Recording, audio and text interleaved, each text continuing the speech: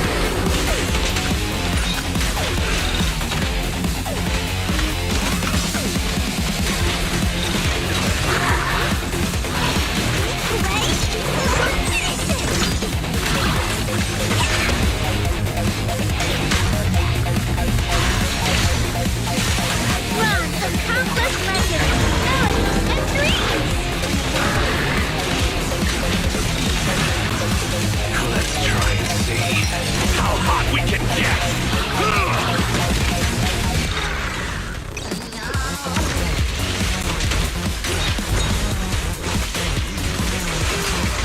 Faithful companion! Keep my call! The future will be brighter than a drowned ideal! Out of the way! Yeah!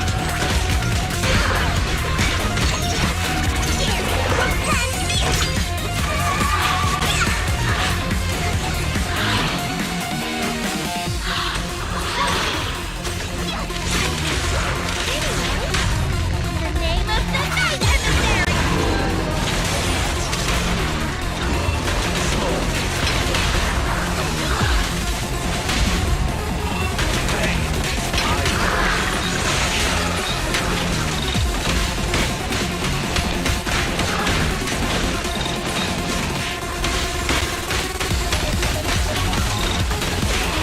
Let's try and see how hot we can get!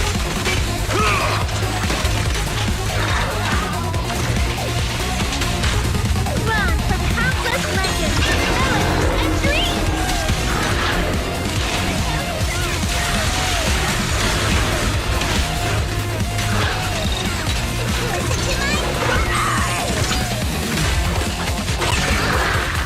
Faithful companion, keep my call!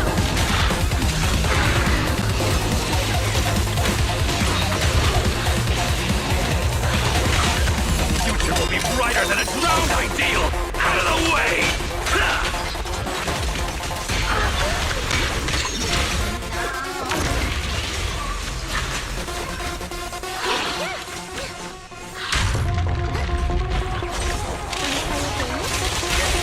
In the name of the Night Emissary!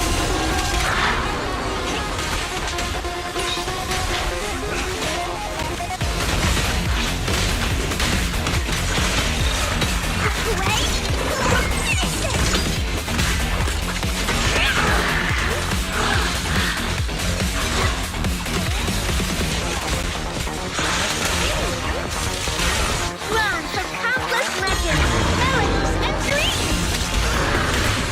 Together, we'll ignite your end! Yeah!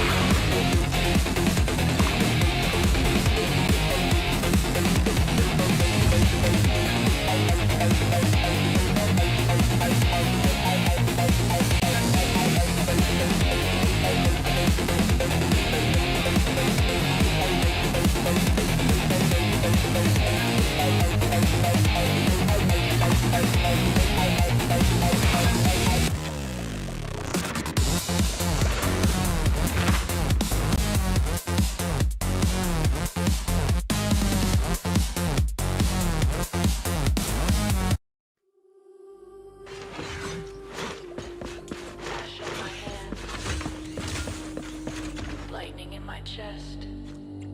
Hear the bell. We break the night.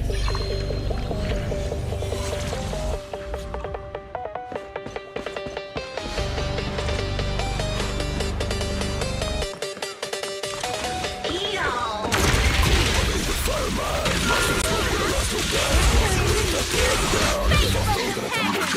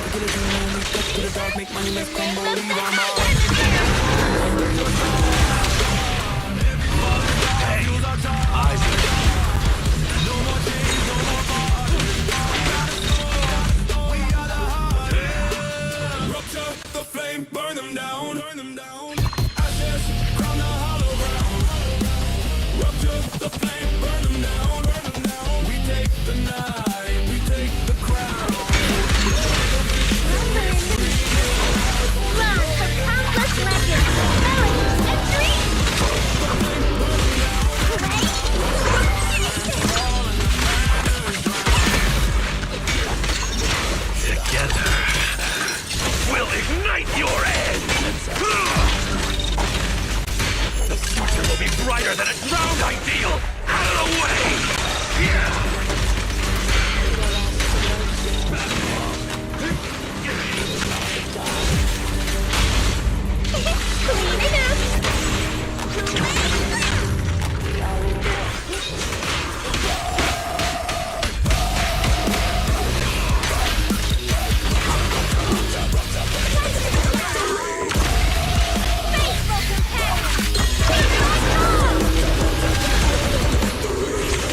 Together, we'll ignite your head!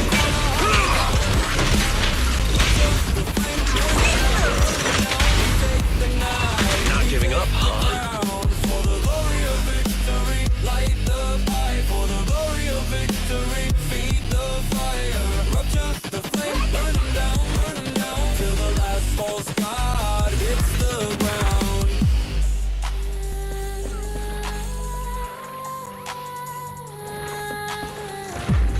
Ash to ash. Crown to dust. Glory stands. Because we must.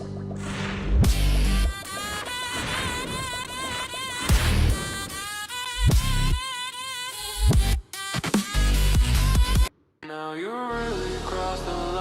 Now you've really crossed the line. Your hate for me is divine. My love.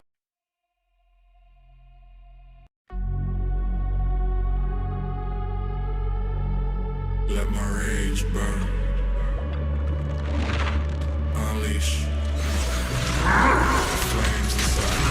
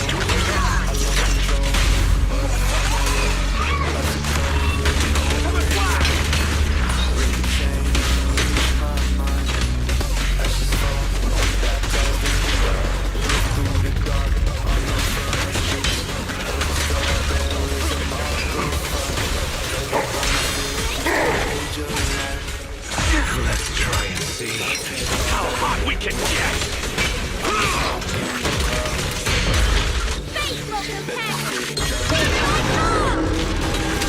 Is the sound. Let my rage burn.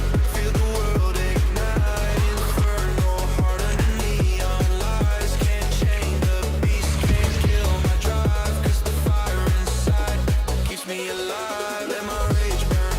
Let my sins collide. I drift through hell with the devil's pride. Engines scream, let the sparks divide.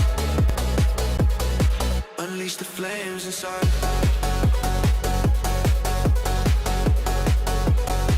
Unleash the flames inside. Unleash the flames inside. I've got your back. This is one thing reading it diary. Do you want me to? Ready and waiting. I only hear one. Unleash the flames inside.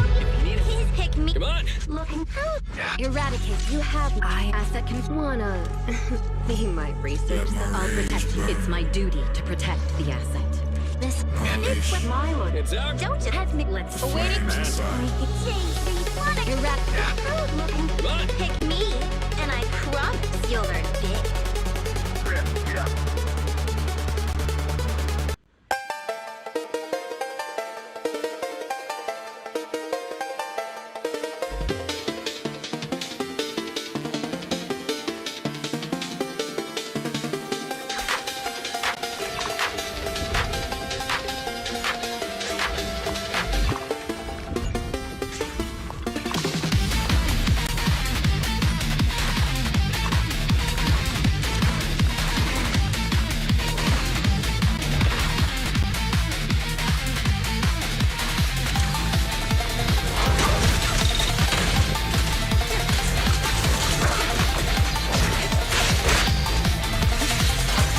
Nothing slips through my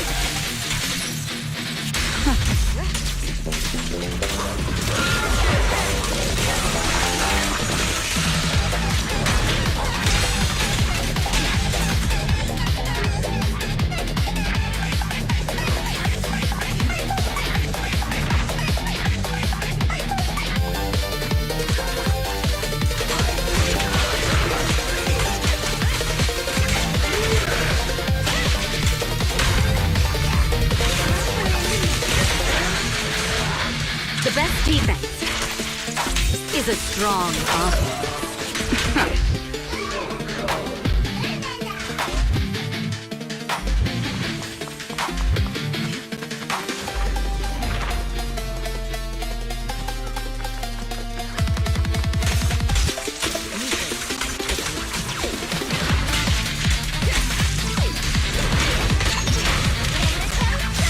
Run for countless legends, melodies, and dreams! Ruthless speed! Attack with me!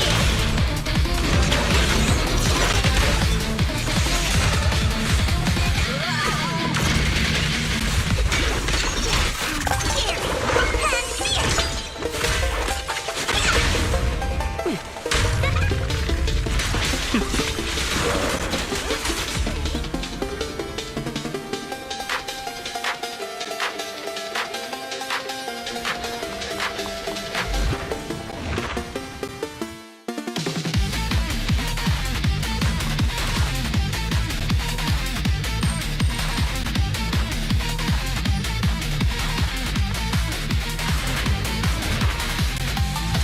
I'm fully on.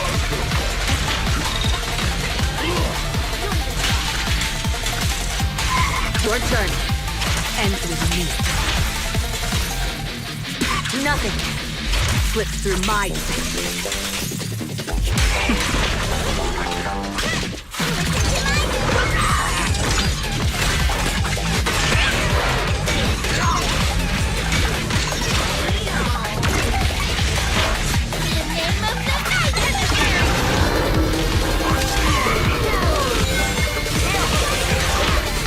The best defense is a strong offense.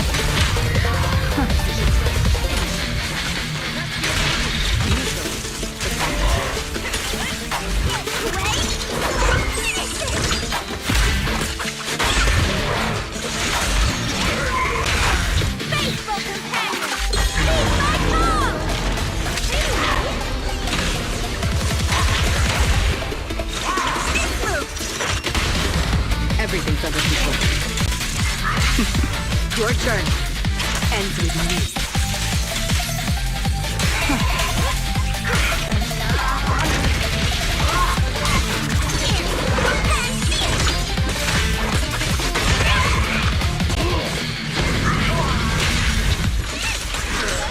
Run for countless legends, villains, and dreams! Nothing slips through my defense.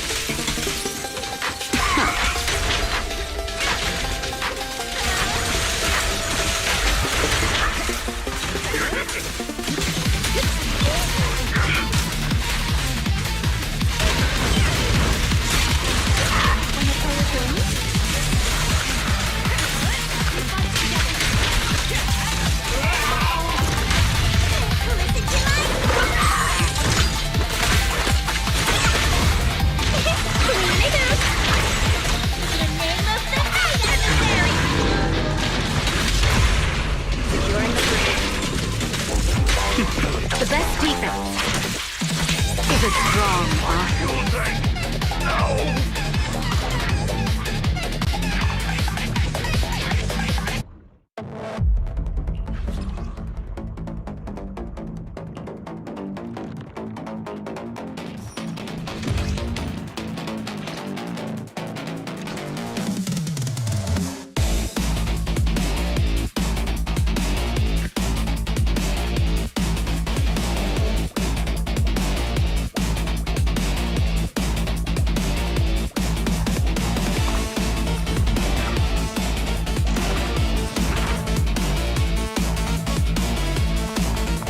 Grabbed by a kid who doesn't even reach my waist?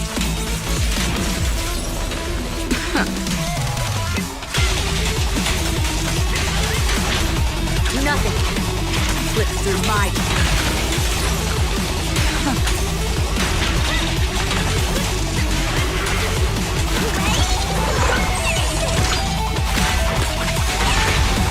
All exits are now clear.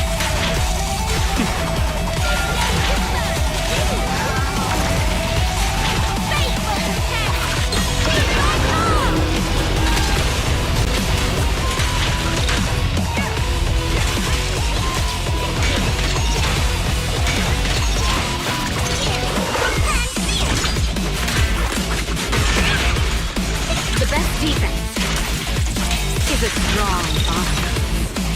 Your journey ends with me.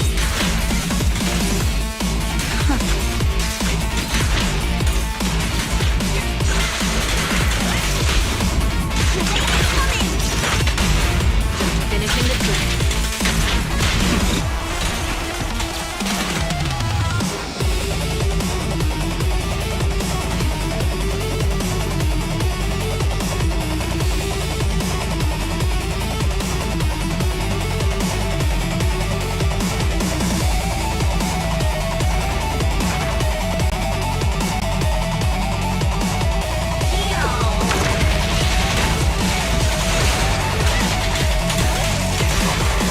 Nothing slips through my defense.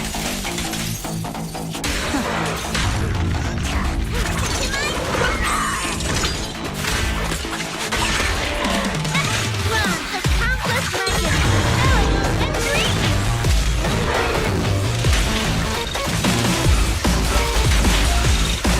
The best defense is a strong offense.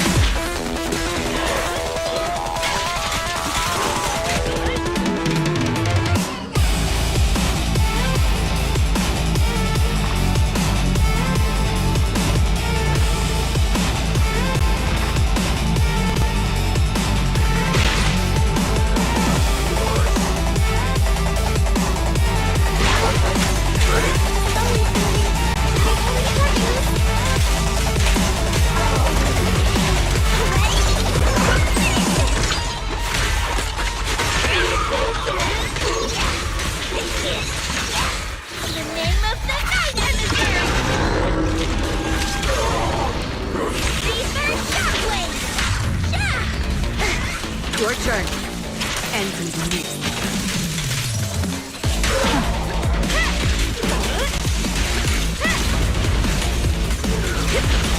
Nothing slips through my...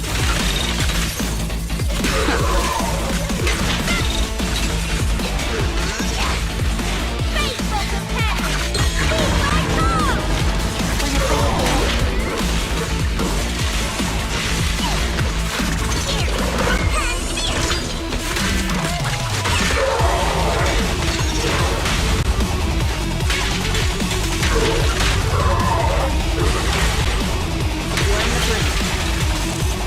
The best defense is a strong offense.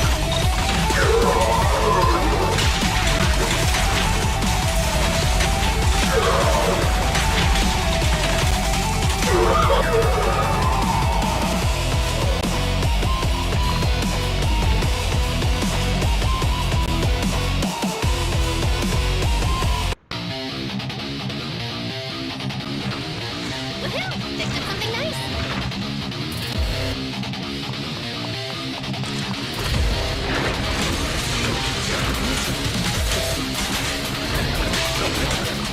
Your turn. Ends with me.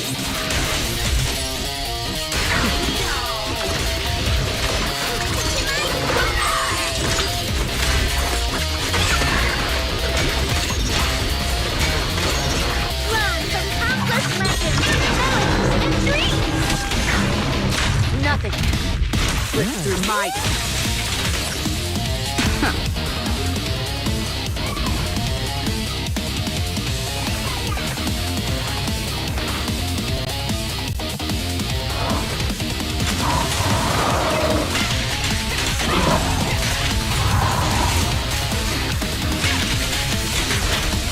The best defense is a strong offense.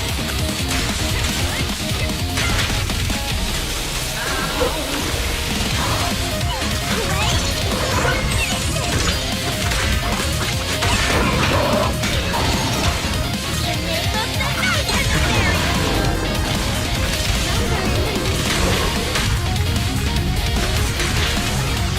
Your turn. Ends with me.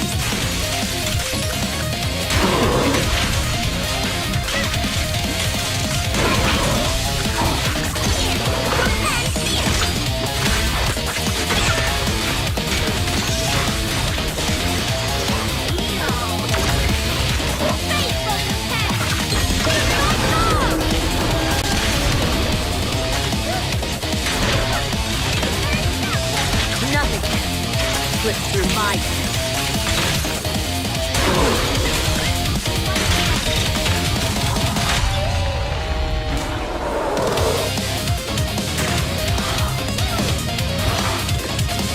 Run from countless legends, villains, and dreams!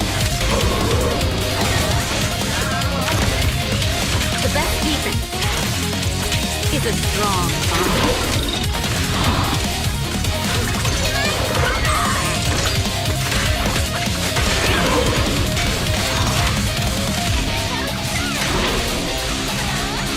Your turn. Ends with me.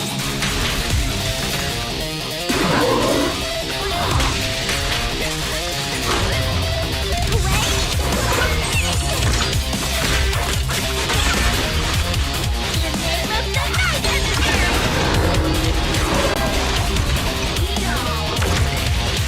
Nothing slips through my...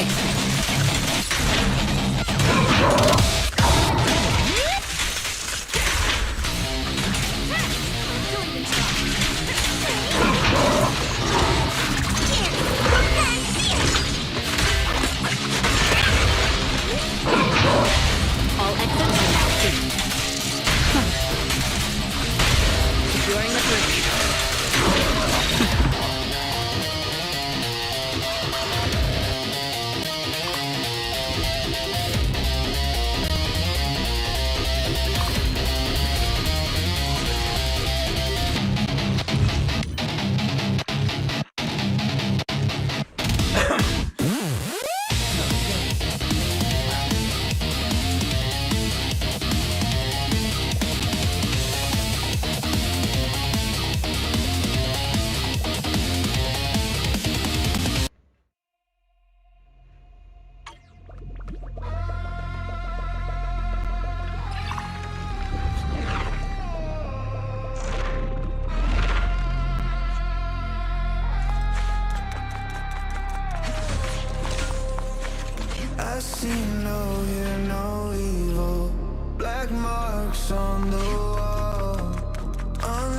Unleashed a million faces, one by one they fall.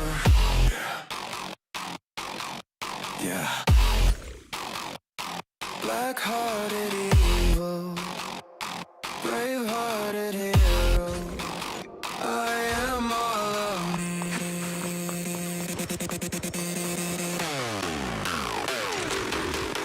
Here we go.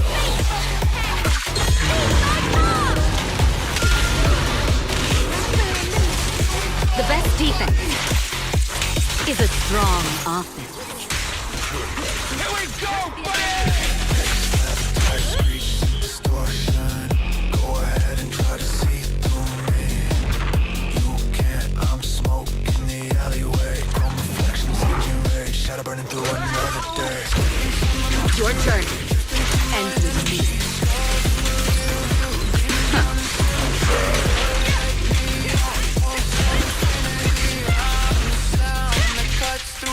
Nothing slips through my The best defense is a strong offense.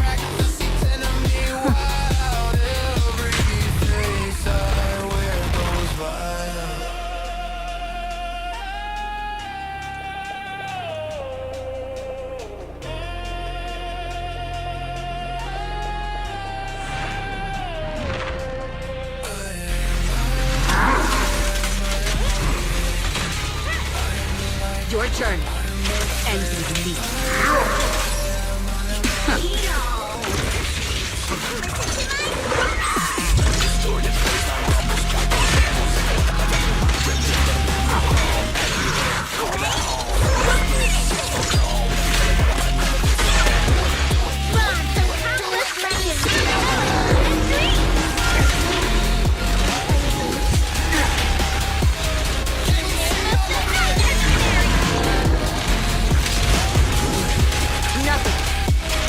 Through my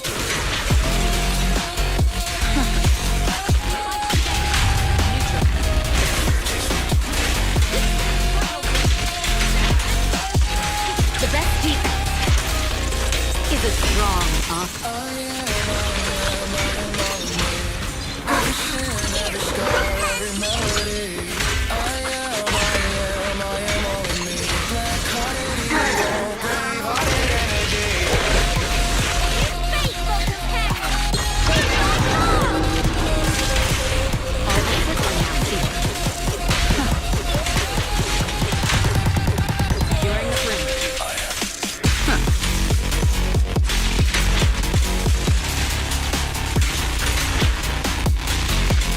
Your turn.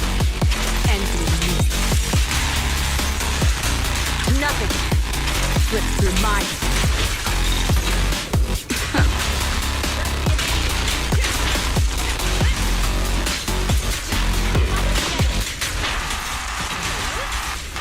The best defense is a strong offense.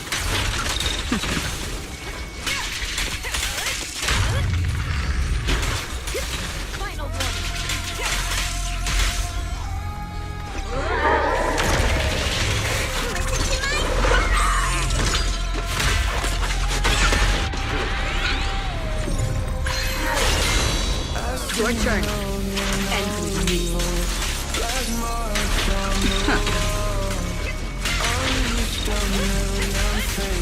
Run from countless legends, melodies, and dreams! In the name of the night emissary!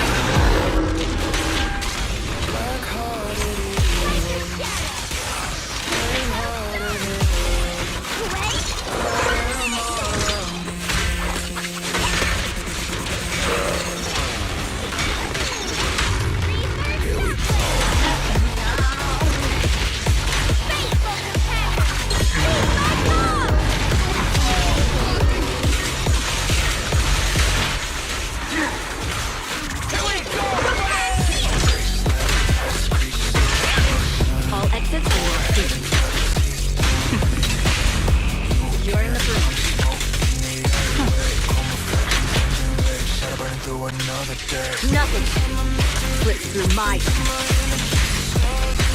The best defense is a strong offense.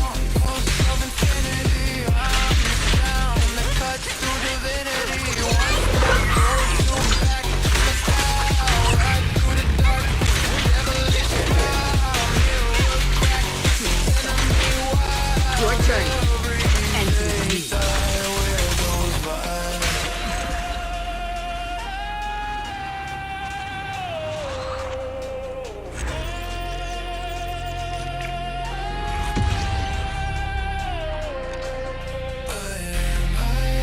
Oh, that is enough.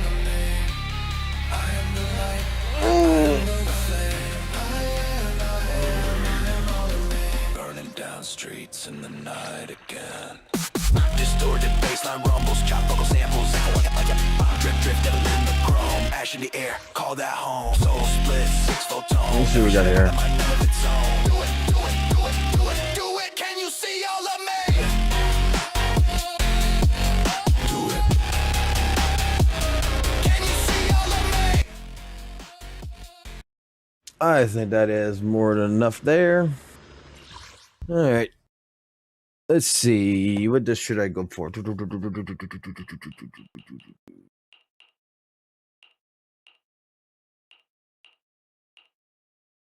I could hit on this.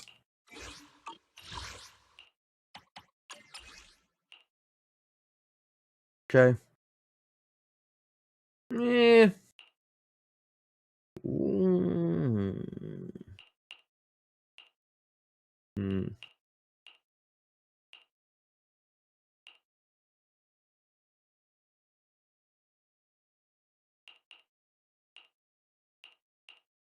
I think it's good right there.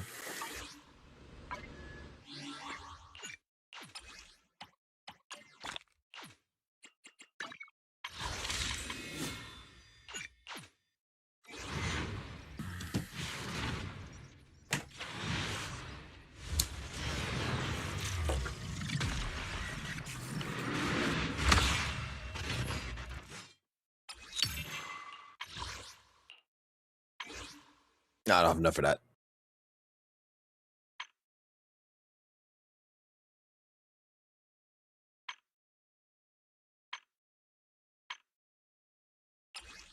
Might as well get this for dialing. Because she's going to need that. And other one's going to need this one too.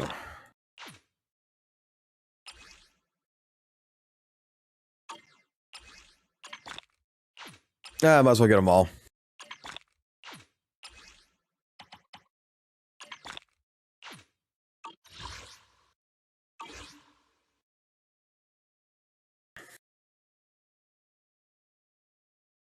Might as well.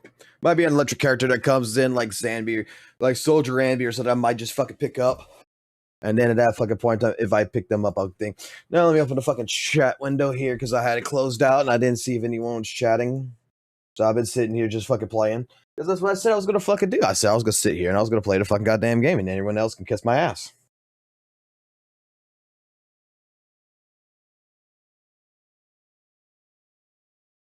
Because honestly, I like playing fucking games.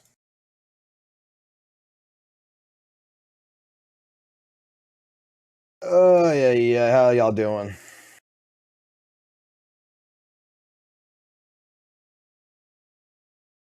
Play away, Fox.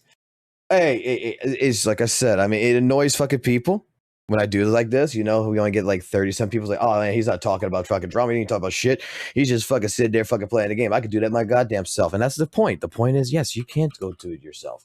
And I encourage you to. You should also play the game. And you should go have fun. If there's things for you to go do things. Go have fun. Go beat your meat a little bit. Things like that. You know, it all helps out in the end of the day.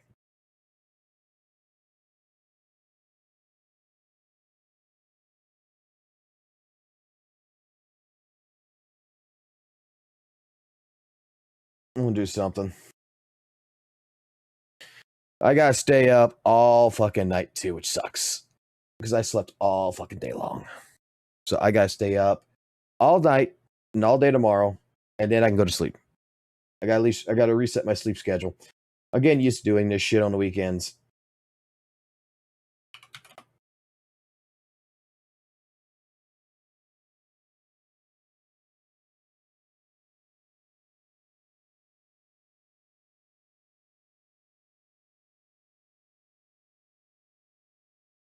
Oh boy. Oh, magic. Those fucking times when you want magic. Hit the 10, let's go.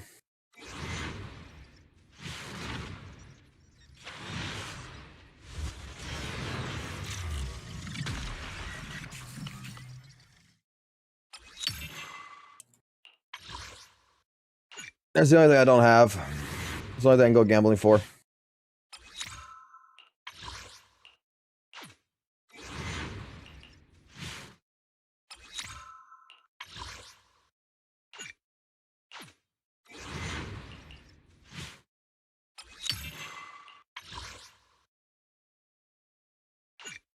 Damn, Vivian, you're playing hard to get, girl. Your weapon is playing hard to fucking get. I don't want to put that much money into for your fucking weapon, but I want to try to get it.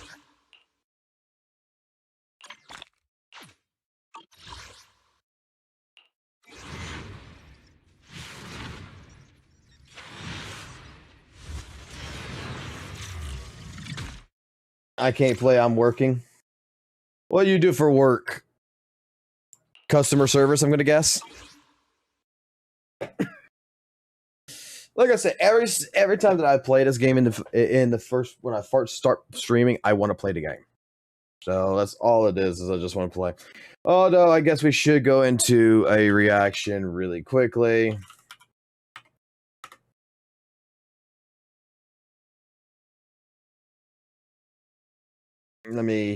But I need to get this shit prepared for this. I need to get shit prepared for this. Okay.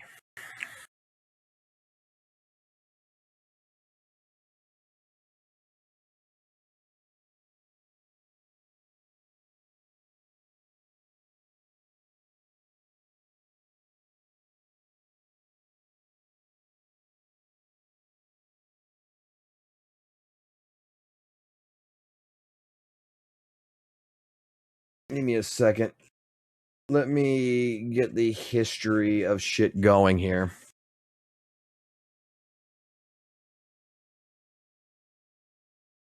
Let me get the historical record. Let me put it that way. Let me get the historical record of when I need to get done here.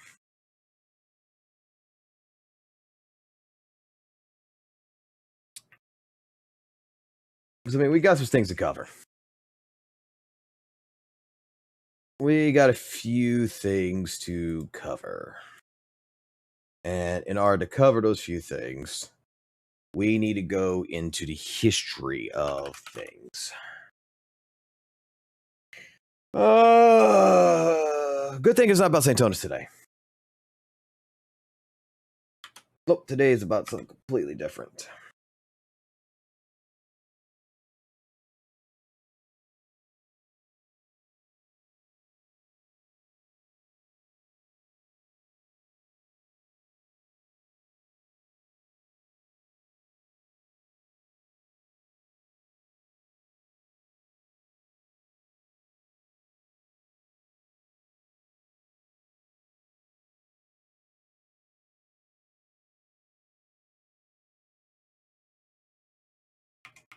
Let's see if this covers some shit.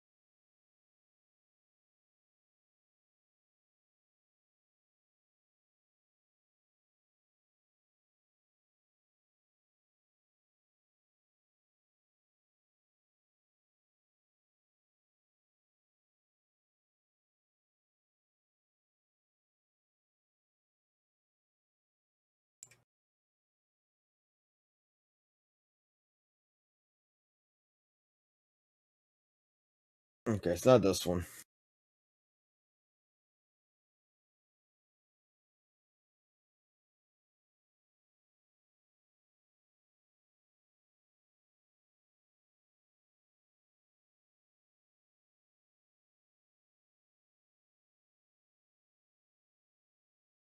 Or it's these two.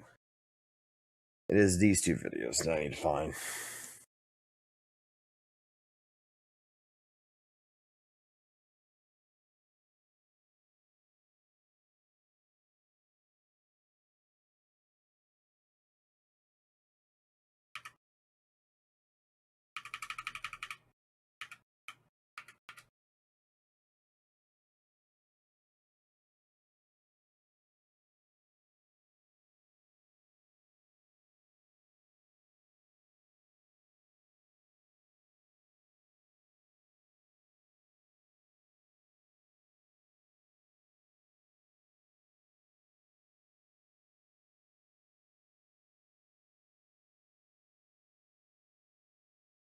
Okay, I think we're good. I think we're good. I think we're good.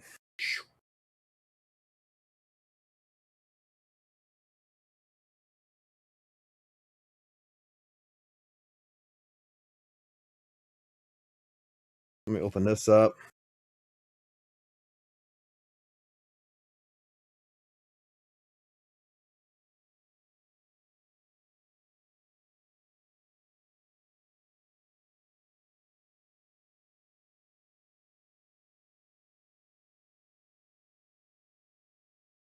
Make sure I know where I can find these things at.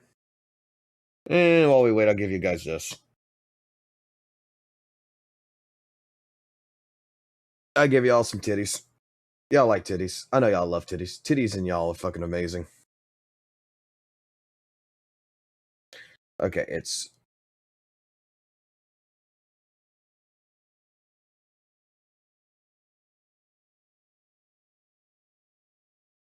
Let me make a new folder and put these in a folder so that way I never fucking lose these. Because I know this is going to cause possibility of issues.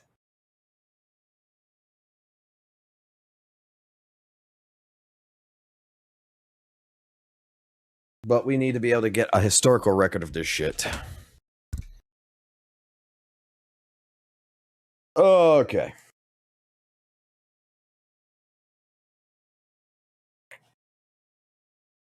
GIB link, what? Give link.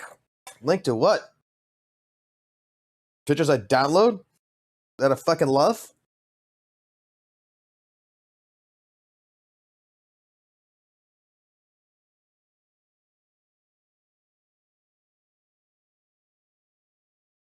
Okay.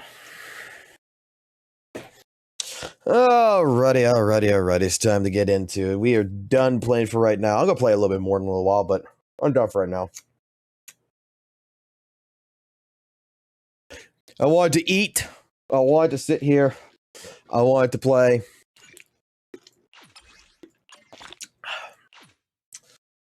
How about a little late night adventure? I promise you'll love it. Oh, I'm sure I will love it. Oh, you're a good girl. I fucking will love it. I know you will. Alright. Get rid of all this shit here. All these A's. Get rid of this really quickly. Bam, bam, bam. Dismantle. Goodbye. Come back into here. Let's craft. What I'm going to end up doing is we're going to grind out for the gold disc and we're going to start building up our discs.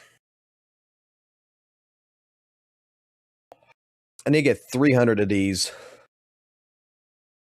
as well, so... And I need to start building these up too. For Yardi. And Bonway.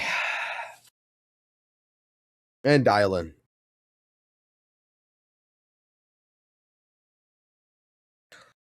Good news is that I'm going to put Vivian on the back burner. Like... How about a little late night adventure? Come to the seaside with me, Lord Phaethon. No matter how good she actually is, like... I'll make her a level fucking 20 at least. There you go. We'll work on her slowly. A summer day with Lord Pathan. Yeah, we'll put her on the back burner. No simp for the simp. I am not simping for the fucking goddamn simp. Short stream. No, I definitely ain't gonna be a fucking short stream. We're lasting until about fucking 4 o'clock in the morning. It's 12 o'clock right now, so 12:47. We're gonna last till fucking 4 o'clock in the morning. I got to. There's no doubt about it. I got to go to work tomorrow, regardless. And with me going to work tomorrow, and the rest of this week, I got to make sure I go every single day to work. I got to take a couple of days off early, but I got to go to work. I'm going to go ahead and reset my sleep schedule, basically. Let me fill up my cup. Oh, yeah. Give me that goddamn fucking Chucky fruit punch. I got this fucking goddamn Fanta fucking Chucky's punch, which is all it is Fanta fruit fucking punch, and it fucking actually fucking pretty damn good. My son hates the fucking bottle. He's scared of Chucky now. I don't know why he used to love Chucky. He's scared of Chucky, or he just doesn't like Chucky, something like that. So... all right, we're gonna bring up our good old boy yet again, Mr. Smacksan. We're gonna bring his ass up one more time, and the reason why we're gonna bring up Smacksan is because Smacksan has been starting to upload again. All right, in particular, he's got 2 videos that he's uploaded. And yesterday he uploaded a video in particular, which was fucking hilarious, which is 7 things an ex-ZZZ player does not like about Weathering Waves. Great title, huh? Great title. So he made this video, yeah. 7 things an ex-ZZZ player hates about Weathering Waves. All right, so before we get into reacting on this video, what I'm going to do is we're going to switch the screen over right here. I'm going to hit this button right here. And we're going to go ahead and we're going to have a conversation here shortly. So let me get myself situated. Oh boy, oh boy, oh boy. This is going to be something.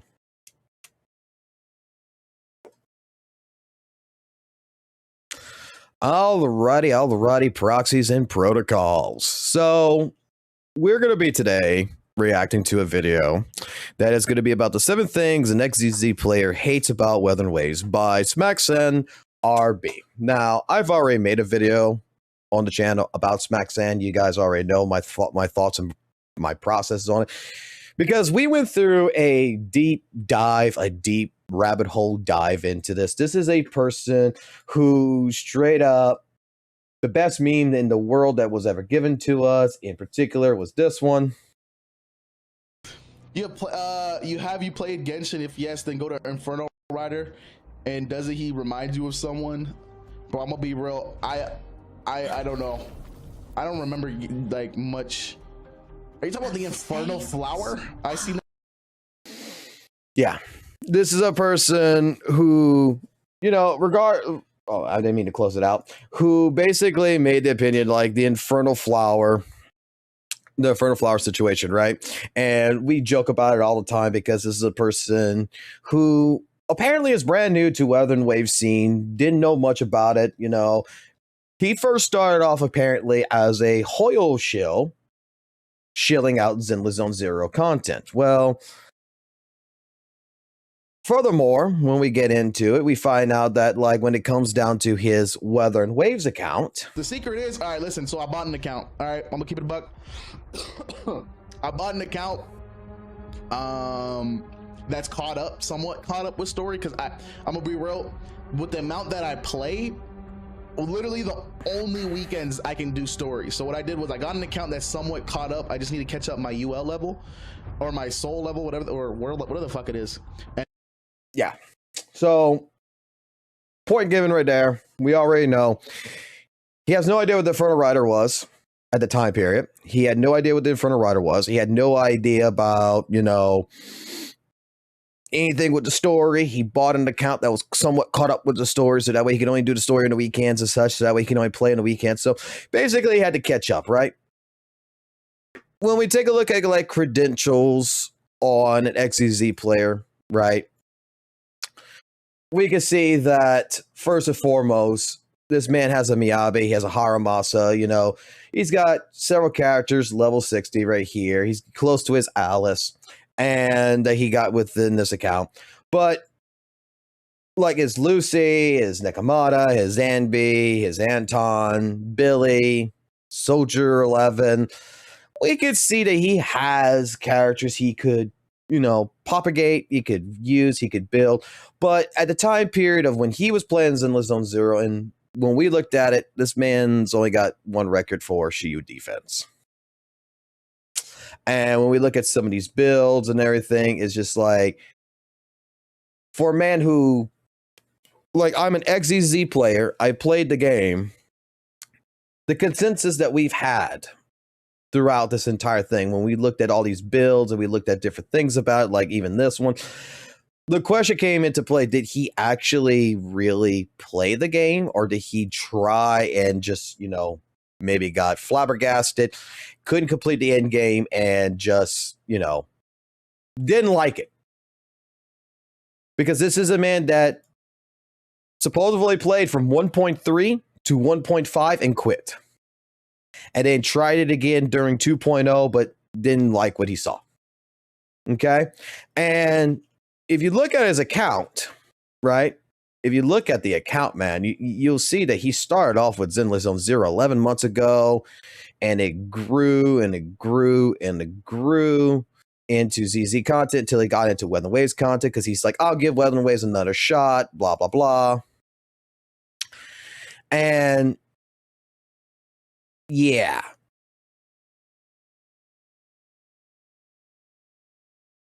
But I'm going to keep it a buck with y'all on something myself.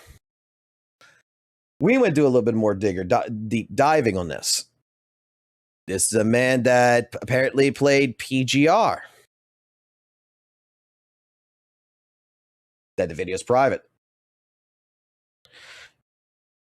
He made a tier list. And I want you to look, know the dates, like February 2024, even before the game thing. He made a tier list for Weather and Waves. That the video is private. This man, since before Weather and Waves was released, was already a Weather and Waves fan. Punching Gray Raven, all his Twitter account, all his historical premise is about Weather and Waves, which all the content is fucking hidden. Even before WUWA hit, he was trying his best to get into the fucking closed beta of Weather and Waves. And he kept pushing. And he was a Yinland fan, I think, for a little bit, from my understanding.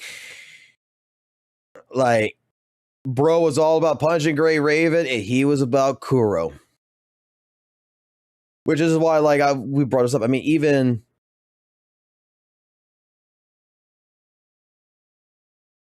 him showing off content. The history of this person has been surrounding Weather and Waves.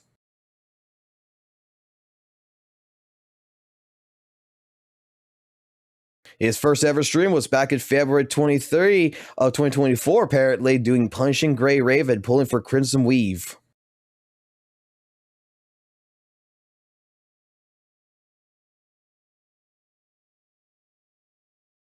Now, the question is why am I bringing this information up before we even get into doing the react on, you know, the video? It's because something is very interesting to me. Especially when you take a look at his content and you take a look at his history. This guy is trying to claim that he is a new player in the Weather and Wave space,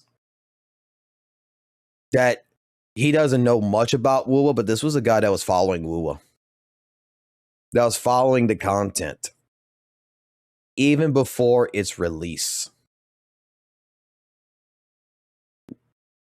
Like, can Weather and Waves just drop tomorrow? I'm bored. Gitch forced me to play it. I don't want to.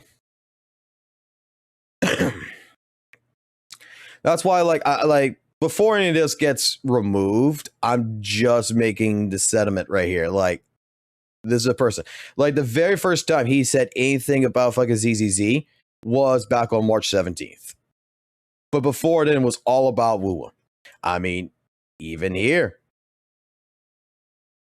this was his channel.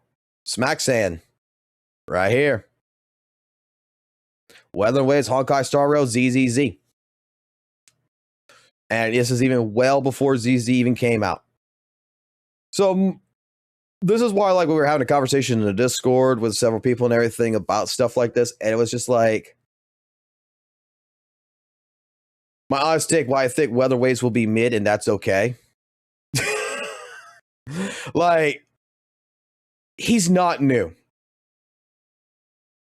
The more we deep dive into this, and the more we are seeing different content and different things, he is not a new player in the Weather and Wave space. And that is going to be in particular of where I want to try to make sure that we all understand.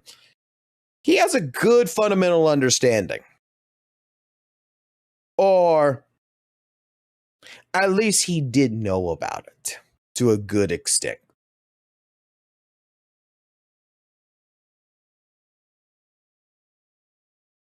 And for some reason, back in like in December or whatever, he really was pushing for ZZZ. Now, I have my own hot take. Back in August 12th, ZZ has probably the worst model designs out of the top dogs of the gacha space right now. WUWA, Gitch, and HSR. This is something recently. I don't know. I have this clear suspicion that he saw that ZZZ possibly, you know, with certain people in it was taking off, and it was a more niche community compared to Weather and Waves, which at the time period, Weather and Waves last year was very much oversaturated. And it's still kind of oversaturated with the type of content creators and everything, to where you're not going to get much anywhere. And then all of a sudden, you know, go and do ZZ content. And then from the ZZ content that you do, you know, inevitably you take a look, you see how the community responds to it. But in general, you know, with his very first video, XZZ player right here, going into WUWA, it was the perfect transition to be like, hey, everybody hates Hoyo. I can get the Kuro bots basically on my side. And, you know, I need to buy an account because I wasn't really playing Weather and Waves, but I do have an understanding. I just think that, in all honesty, this is a person that has played the communities in his own particular way, which, hey, more bread for him. So, like I said, I wanted to do a quick little, you know, get together, explain that what he's about to say here kind of contradicts his history of what we have found about this man. Okay? So, we got an 11-minute video. Let's take a listen to it and pause when we have to.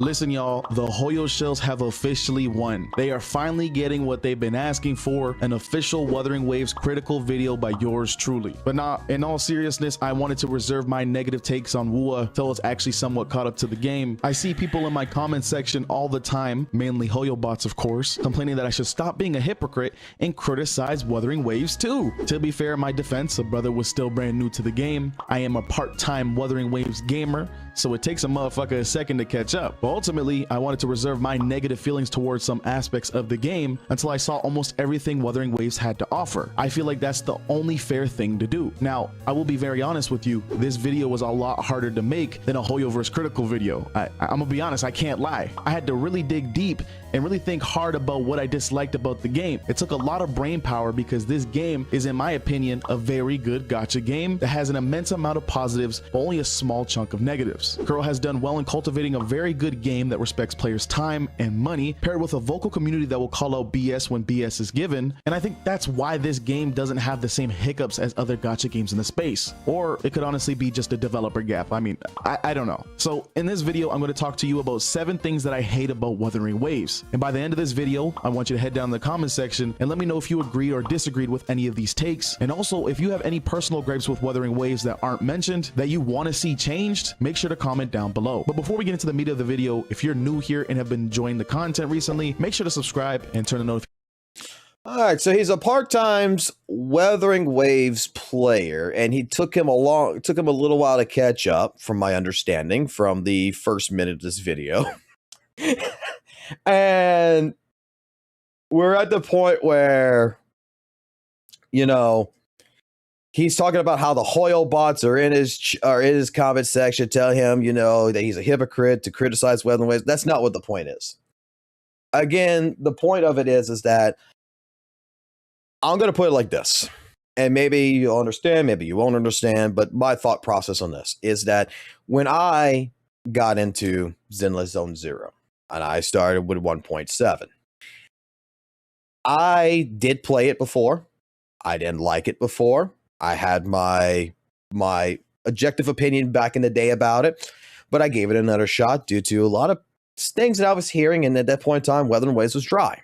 2.3 was a dry fucking patch for an anniversary. But I went ahead, I tried ZZZ. And when it came down to Zenless Zone Zero, I made sure that I completed the end game. I made sure that I went through the entire story. I made sure that I took the time to go through every single aspect that I could think of within Zenless Zone Zero that I needed to basically get caught up on. So that way, when I would actually make my opinion and derive my opinion about whether or not ZZZ is a good game, whether it's a shit game or whatever, I wanted to be able to know what the hell I'm talking about. And luckily for me, I had people in the chat who were not brand new ZZ players, but, you know, brand new chatters that came from the ZZ community that came sniff in and said, hey, you're playing ZZZ, you're new. And dare I say, come give me their wisdom and their thought processes of what I should be doing and try to help me out to better my experience. And some people will say that was backseat gaming, but that was when I said, look, I don't want y'all to backseat me for right now. I want to do some things. I'll come to y'all when the time comes. They respected it. I want to make that known, okay? But they were there to help and to try to showcase to me what I was doing wrong and what I need to learn. Over a course of a month, you know, a month or two, I mean, playing Zenless Zone Zero, I think that I had gotten a good grasp in order to go ahead to express my personal opinion. And I was sitting there doing Shiyu defense every week, doing Deadly Assault every week, doing Hollow Zero, doing the story, looking at the characters, learning the builds, sitting here and actually putting an effort to learn a lot of things. When it comes to, like I said before, painting the picture, we have a person here that, if you look at a lot of the content that was on this channel, and you look at different things, and we watched a lot of this, some of these videos had stolen gameplay footage that wasn't even his. There was different things that he was just saying, which was just regurgitating the same feelings as the majority of what the Zenless community was already saying. And regardless, like even him, you know, with Genshin Impact, he started a whole new account. Honkai Star. There's some things that he has stated throughout these videos, and then when we get to our newer videos, that contradict one another. And I don't know, man. I don't know. I don't think that the community is upset with the fact that bro here is a hypocrite because he's not criticizing Weathering Waves. They're calling him a hypocrite because you bought an account and you didn't actually play Weathering Waves. You didn't actually go out of your way to experience the game like a new player. You bought an account with characters on it. You bought an account that was already caught up with story, and you just played like part of the story for a little bit, to where when you're making comments like when someone say, hey, go to the Infernal Rider, and you see, you know, you're saying, what's the Infernal Rider? You talk about the Infernal Flower. Like it kind of showcases that, you know, you're being a hypocrite to the Weathering Waves community. if anything. So we're going to pass up his sponsorship right here, and we're just going to continue on. This is how the game seems to sell its units in pairs. It started off with Zani and Phoebe, which to me was one of the clearest examples of this problem. One resonator completely relying on another to shine. Phoebe by herself kind of was alright. Zani without Phoebe feels terrible, but together they were really cracked. And that's the thing. It feels less like you're pulling a character and more like you're being encouraged to pull for an entire bundle. Then we saw the same trend continue with Cartithia and Chacona. Now, to be fair, their dependency wasn't as intense as Zani and Phoebe. You could run Cartithia without Chacona and still get decent results, but the synergy was too specific to ignore. It's clear that the devs wanted the players to view them as a package deal. And now with Augusta and Yuno, the pattern's back, but in a slightly different way. In fact, I would call this duo even a step up from Cartithia and Chacona, because while Augusta feels really solid on her own, Yuno's entire design seems to be built around enhancing Augusta specifically. Now, Yuno is capable of being run into different teams, but from my knowledge, the full extent of her kit cannot be of much use unless paired with Augusta. The problem is, outside of the pairing, Yuno just doesn't seem to hit the same. She's not bad outside of the Augusta team comp, but she feels somewhat misplaced. You can tell that she was designed with one partner in mind, and when that's the case, it limits creativity, especially when you want to get the full use out of the character. It makes it harder when their kit is oriented to a specific team comp. As a player, it kind of kills the fun of team building. Instead of experimenting with different combinations and finding unexpected synergies, you're kind of left feeling like there's a right way to play each new character. And that's what bugs me the most, because the combat system in Wuthering Waves is supposed to be about expression. It's fast, it's reactive, it rewards player skill. But when your characters are tied so tightly to one another, that sense of freedom gets cut short. It's not just a balance issue, it's a design philosophy one. You start to feel like the banners are less about variety and more about forcing you to double dip, especially if you want to experience how a new character is meant to be played. Now, don't get me wrong, I'm fine with synergy. Every gacha game has character duels that naturally just click, but when it becomes mandatory to pull both just to get your money's worth out of one, that's when it stops feeling like team building and it starts to feel like marketing. Also, just to note, this isn't just a specific WUWA problem. A lot of gacha games are doing this, but this is still something I would rather not see in Wuthering Waves. Another gripe I have with Wuthering Waves, which I'm sure no one's surprised about, is the echo farming. Now, Hold on. So the first one right here, when he's discussing about, you know, the character synergy or whatever, I gotta agree with that. With Wuthering Waves, that is an actual good take right there. That's actually a very good take, because that is, you know, one issue. But again, like he even mentioned it, all gachas pretty much do this to a certain degree.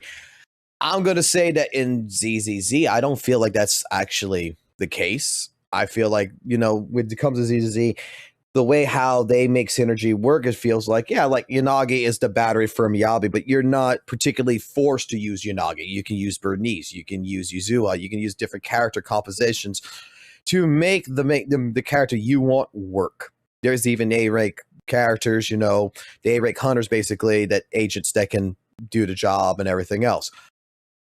I think ZZZ is actually really good when it comes to not necessarily saying these are a bundle package. You can explore different varieties. That there is synergy between characters when it says, hey, look, this character works with a rupture agent. This agent right here works with a support and a stunner option. This works with that makes it more versatile. And I do like that about Zenless Zone Zero. So let's continue. Kuro's credit, it's a great idea in theory. I'm sure there are players who genuinely enjoy it, and I totally get why. The concept of running around and collecting monster echoes, that's actually really creative, adds flavor, and ties gameplay to lore, but personally, I just don't like it. As a part-time gacha player, which, to be fair, is how most of these games are actually meant to be played, echo farming is one of the most boring and repetitive loops in the game. You go into the same zones, fight the same enemies, and pray that maybe this time you'll actually get the echo you need with the right main stat and substats. But 9 times out of 10 in my experience, you don't. And when that happens over and over again, it just kind of gets boring. The issue isn't just the RNG, it's the time investment versus reward. And you know, I'll actually give Hoyoverse a bone here. I actually prefer their way of farming their main gear sets. For me, it's the tedious running around looking up routes to farm certain echoes, then hoping they drop. It just gets very tiresome. It's kind of ironic because WUWA's combat system is its strongest point. It's flashy, it's satisfying, and it rewards skill expression. But echo farming undermines that by turning the best best part of the game into a grind fest, and over time it feels really boring. Even the structure of it, having to constantly manage stamina, swap zones, or target specific elites, it just slows everything down. There's no clean loop or sense of efficiency. Now they do have specific zones where you can farm certain sets, which I do like. I'm just more iffy about the overworld echo farming, where you have to search up certain echoes and which places they spawn in and have to go around and around just to farm them. And I think the frustrating part is that it could be so much better. Right now though, it's just a time sink, and for players like me who want to play these games super casually because maybe they're just a bit too busy within the week, it just becomes a massive turnoff. Another gripe I have with Wuthering Waves is the 4-star roster. Okay, let's get into this one real quick. So when it comes to echo farming, that is another regurgitated comment that has come through the community, and it's true. Okay, echo farming in particular is kind of fucking shitty. All right, especially the overworld side. Towns and fields, whatever is whatever it is. The problem that I've had with echo farming in Wuthering Waves is at first it was great. Okay, at first I didn't care. At first, this is my first gacha game when I was playing it. Man, I was just killing echoes, just kill echoes. It was playing Pokemon, right? It was fun. It was the grind. Then it got boring after a while.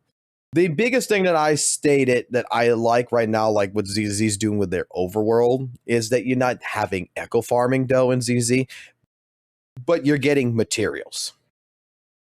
I feel like the overworld echo farming in Wuthering Waves, if they would change it to where they would give you, you know, basic echo XP every time you kill an echo, or something that would basically add on to your grind to where it's worth going kill echoes in the overworld, I think that would actually be really great. Or even if they did do that, if the batch loader that's on there for the echoes, when you kill like 100 echoes, would also drop randomly like some echo XP, that would be even better. Because like one thing that I never had a problem with in Wuthering Waves was like tuners for echoes to tune my echoes. The only problem I've ever had was the XP.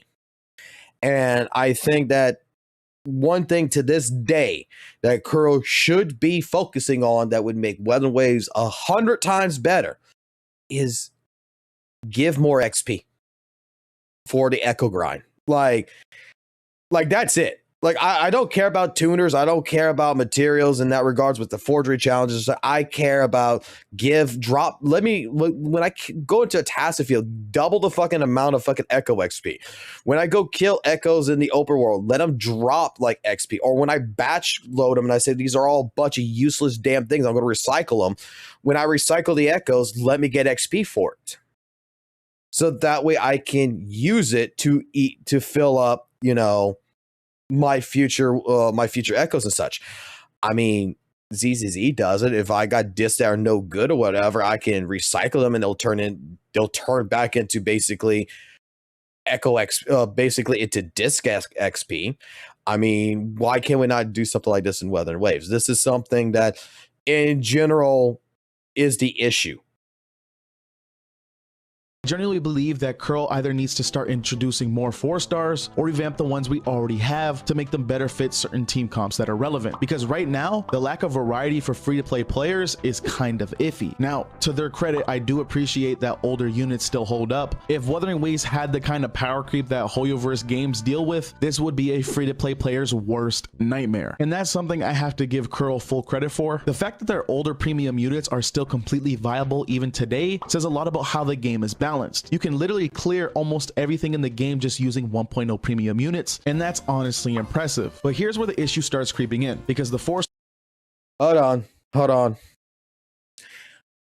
I'm going to say this, and this is a hot take right here, but I think that even in Zenless Zone Zero, I think that even in Genshin Impact, I think even in HSR, it depends on the player, it depends on who it is, but even a character you pulled in Genshin Impact from 1.0 days, you could still make viable. It depends on the investment. It depends on what you got to do with the team. Maybe you might have to restructure some things. Maybe you might have to do some different things. But just because the character is a 1.0 character in an other gacha games does not mean that it is useless. It depends on the player whether they want to make that character useless or not, because it was proven to me with HSR using basically 1.0 units, and I heard the sentiment that, oh, you can't use 1.0 characters to do the end game of HSR, and someone was like, bet me. And I was like, what are you talking about? We got to Discord. I watched them play with the new characters because they're decently, a decent player. They play HSR every day. And they played with the premium units. I don't know what the fuck the units or names are. Don't get me wrong.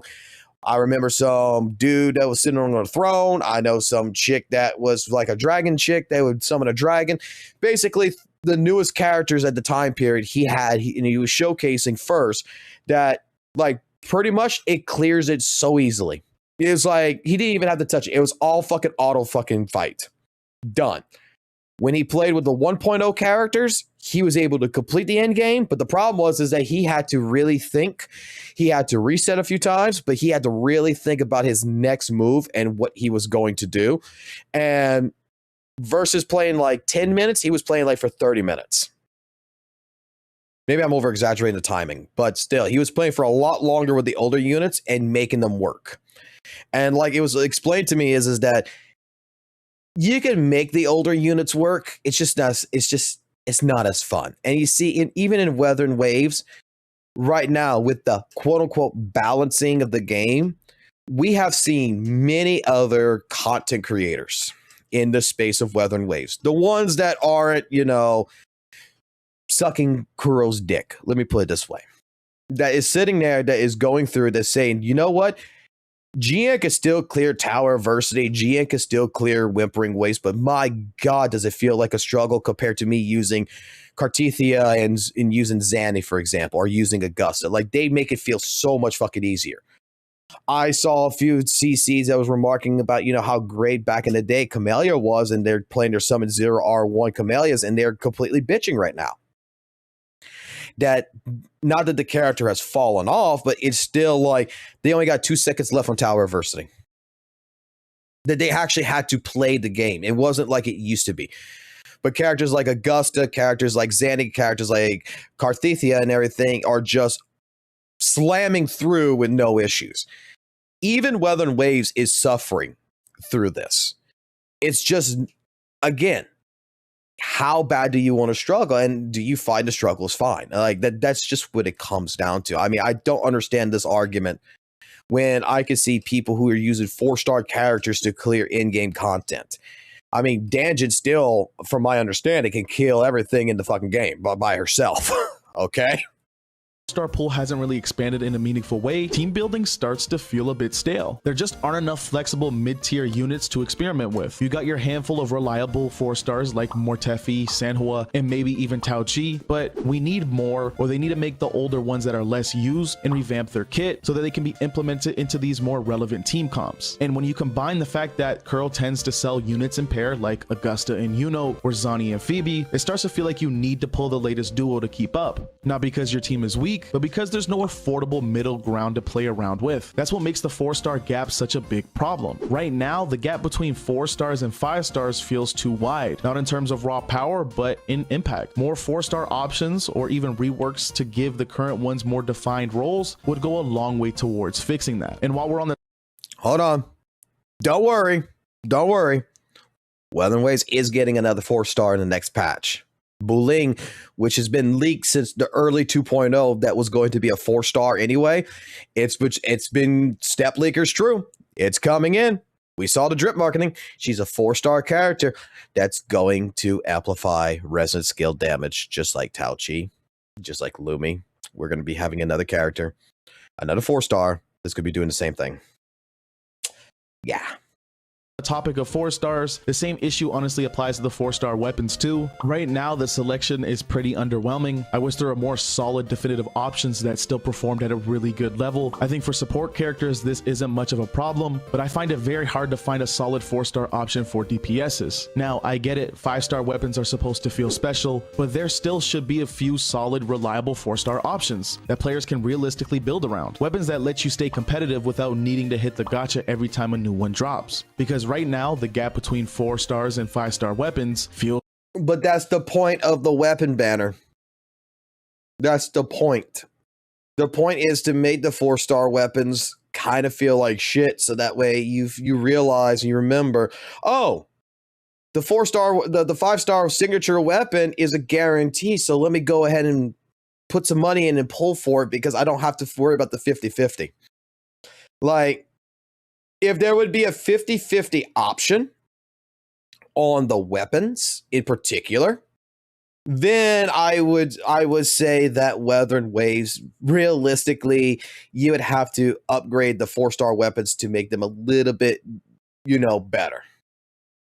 But because there is no 50-50 on that weapon banner, I mean, I think it's perfectly fine. I mean, let's be just completely clear and honest on here. That's how they're balancing that situation out.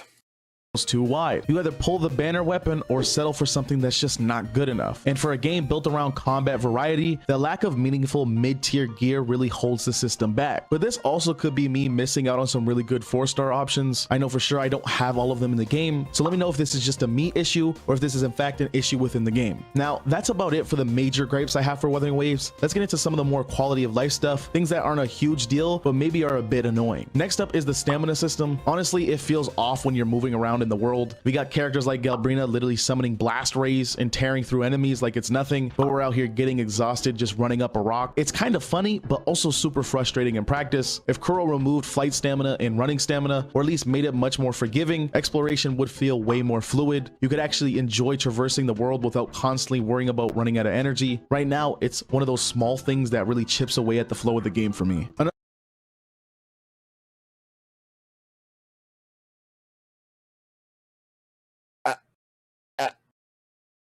I don't have a fucking response for that one.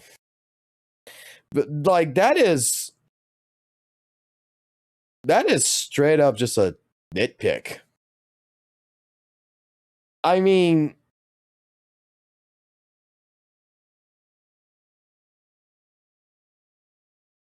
okay. Hey, that's him. Another quality of life upgrade I'd want to see is a pick up all button. Right now you have to click on each echo individually, which is fine for a few, but when you're farming in bulk, it becomes really tedious. That's actually an agreeable one. That one I can agree with.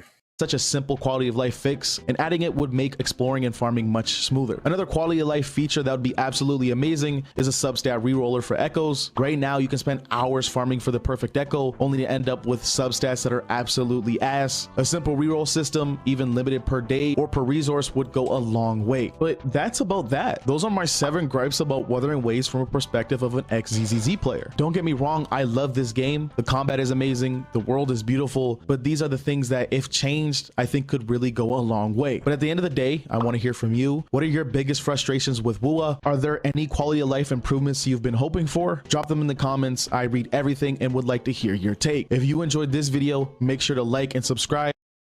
I mean, that's it. I mean, we're not going to talk about the story of Wuthering Waves, about how like the Wuthering Waves stories has a clarity issue, like me and Vincent was discussing earlier in the morning with Argo before we had that call and everything. We're not going to discuss about, the issues of how characters, the banners are, like how the story is just based on that character's banner, that the story is not intertwined as good. Like, I don't know. I feel like there's more that we could discuss in Wuthering Waves about things that are issues. That, like, what about, the lack of events that's been happening since 2.5? I mean, if we're going to regurgitate things in the community, why don't we regurgitate things in the community? Like, are we not going to argue about straight up like the incentives that once you complete all of the in-game content and everything else, that there's really no incentive of going exploring the world no more, that there's none of these little things to go find, none of these little Easter eggs. Like, I don't know. I think that there's a lot that could be done with Wuthering Waves. I think it's got great potential to be better than what it is. It's a solid game. But I just, like I said before, when it comes to WUWA, my biggest gripe that stems from this is that WUWA from 1.0 and WUWA from 2.0 just feels like two different games, it just feels like it grew too fast.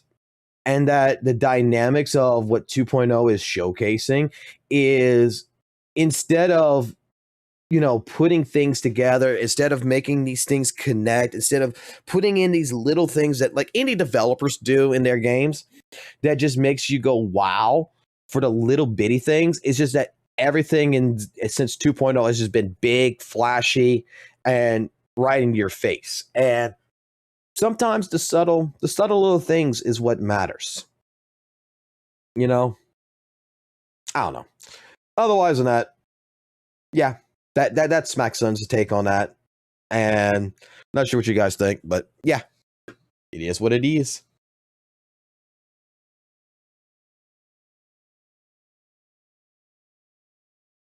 Smackson is like AI if he collects feedback from his comments of his videos and makes something out of it. Hey, look.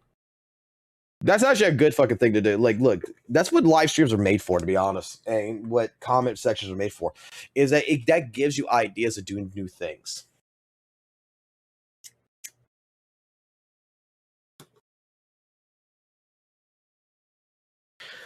I just say it like this.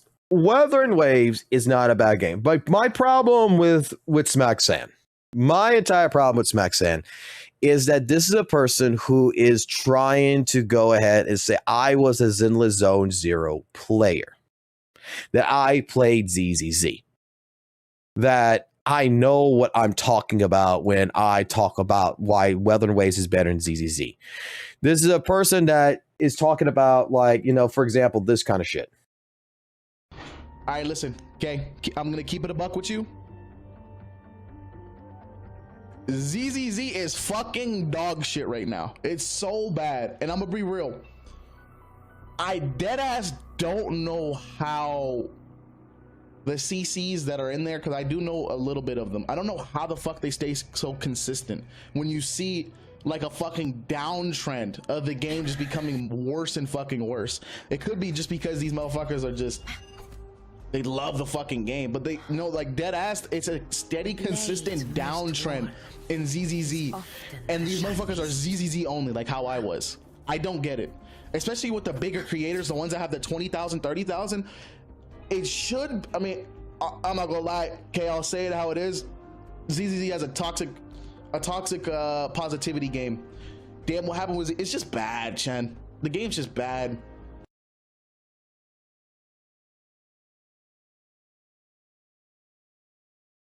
Let her come back with 30 million HP. Who gives a fuck? We got 200 fuck. I'm waiting for fucking bosses to get fucking 500 million fucking HP.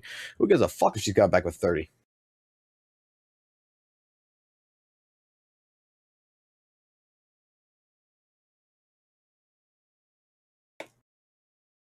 Does ZZ, let's go into this real quick. Does ZZZ in general have its issues? Yes, it does have its issues.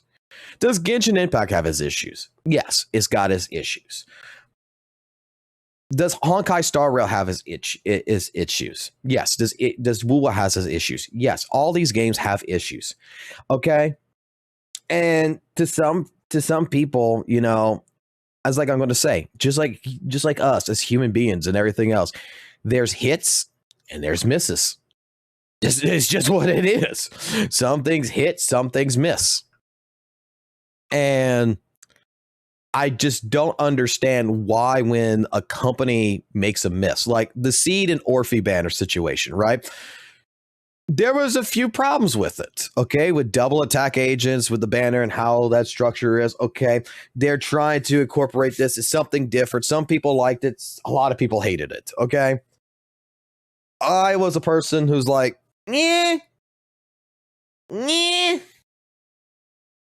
it's okay. I don't really mind. It's whatever. And apparently that, you know, to some people that's a bad take. To some people, I should be on one of the either sides, either love it or hate it, not be in the middle. But I'm just like, the story of 2.2 was absolutely fantastic. Orphe and Seed's gameplay, not particularly something that I really care too much about. I fucking love the fucking Seed gameplay by itself, but I wish it was different than what it was. I'll say it's a miss. But I think that with 2. Where we're at right now, 2.3, I think that Lucia and with, Manato right now in particular, like, holy shit, I think that it's fucking beautiful. I think that 2.3 is a fucking hit on a fucking patch. These games are these are live service games. Sometimes they're just going to fucking miss. It's not the big deal. Weather and Waves has been missing for the last 3 patches. It's got its good things, but it's been having a lot of its bad shit. That even even the Weather and Wave CCs are somewhat fucking dropping it, and they're playing utter shit right now.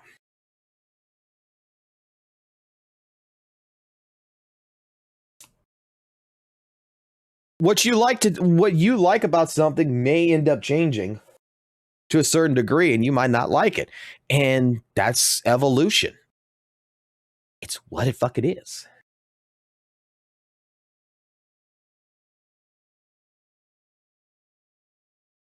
I fucking love 2.3 story.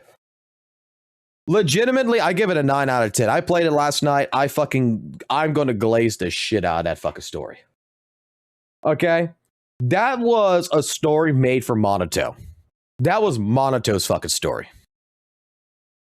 Each character had their thing, but like, in all honesty, that was the Manato patch. Some people I know are going to give it an 8 out of 10. Some people I know are even giving it as low as a 6 out of 10. I originally, when I first started playing it and I was going through it a little bit, I gave it a 4 out of 10 originally. Then we got to the parts with Manato. And the Manato section brought everything to fuck together. I fucking love the entire story aspect of Dark Manato versus fucking Manato. I thought it was fucking great. It was his fucking patch. They gave justice to a fucking A-rank agent, man.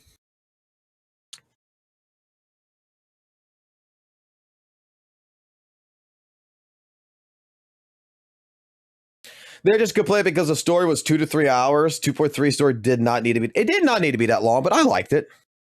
I liked it. I fucking loved it. I think it had some issues, but I think even like it even hit the emotional fucking aspect with fucking Lucia, like with her fucking story. And now we're seeing that the miasma in the hollow is actually more getting involved. It's evolving more than just being a fucking shield. Okay? Like, miasma is able to fuck with ethereal minds. So miasma can take an ethereal that was, a regular person who got stuck in the hollow, that transform into an ethereal, that it could actually, replicate their external thoughts and present their dream state or whatever you want to state while the ethereal's still alive. That's why, like, when they were in the cocoon and everything, if you read the paperwork and everything on the desk, how, like, when Moss tested, they released one of the cocoons, which when the ethereal popped out, the villager stayed alive. When they killed the ethereal, the villager died. That's why, like, with the hunter and everything, with the wandering hunter ship, it's like Lucia's dad is an ethereal, but his brain, his thought process manifested his daughter when she was still a child for him. Like, miasma. The miasma is like, I'm more interested in seeing what it can do and what is the next evolution of it. Originally, I came up with this, like, originally going through the story and everything. Okay, miasma is just, a disease. It's a potent fucking display. It makes like the fucking shield shit. It makes things stronger. It's just, it's just another thing to say higher power level. But now it's evolving into where we can make ethereals basically sentinel. We can hear the thoughts of a fucking thing. Which, could it be a possibility that maybe miasma might be a way of curing ethereals?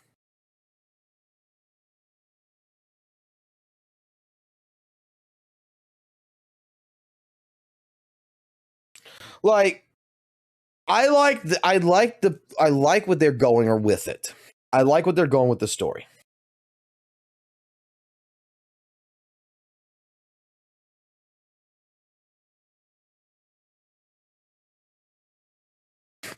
Your hardest story is shit because it did not show how she was bred into existence. They should have shown her mom and dad doing it.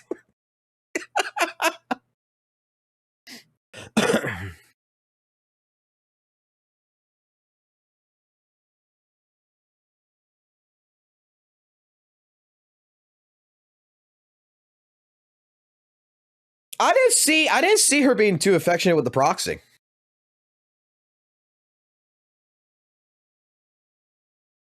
Like, are we talking about the part where like Hihari is just looking at the proxy and being like a little bit more seductive to her, to like Belle or Wise than any other character? Like, is that what we're talking about? That the people are complaining about? Because I did not see it like that. Because it makes perfect fucking sense that the only person, like, if you listen to the story and everything, she can't see no one else. Everything else is a fucking illusion to her. It could be real, it could be fake. It doesn't matter. Her eyes, which is how fucked up her eyes are, is that when she was in the hollow, she couldn't hear Manato. She couldn't hear fucking Lucia. She couldn't hear until she got to the safe house. So she got to certain places to where she could see their faces, to where she could hear them. Belle was the only character that she could see. And I'm going to put it like this. In the story with the proxy, it's like she's a proxy and everything, and she straight up, if you were a person that got fucked with by Sarah, you got captured, and you're being used to create fissures, which I want to know more about that kind of deal, because apparently she's got some kind of fucking eternal fucking power or some shit that can open up a fissure portal kind of deal. If you get fucking rescued by someone, and that's the only person you could see that is fucking real, I think you're reading too far into it that she wants to fuck you, that she's seductive to you. It's because you're the only form of human contact that you can trust. Like, it makes more sense to me. She was more interested in the proxy's ability. I wasn't more interested in the proxy's ability. And like I said, in my personal opinion, it's Yudhara is like looking at Belle. Monotone is like, she's ignoring us. She's not talking to us. And then you get to the safe house and it's like, she can see them then. It's like, oh, wow, you guys are actually real. And it's like, what the fuck you mean? And it's like, well, I can only see Belle. When we're in the hollow, I can only see Belle. I can't see. And there's, again, how Belle and Wise are, they have some kind of inheritability, which is making her very interested in the characters, because why am I only able to see you in the hollow? Why is everyone else that I'm seeing just an illusion? Or I think might be an illusion?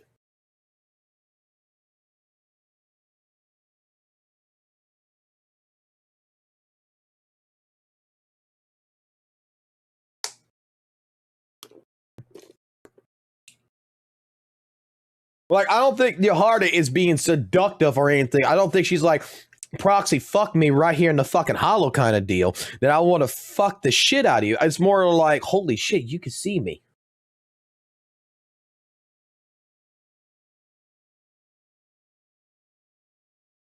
You can actually fucking see me. And I'm not, I'll be honest with you, compared to how the story of ZZ's been and everything else, I'm okay with it. I'm okay with this damsel in distress kind of deal right now in ZZZ.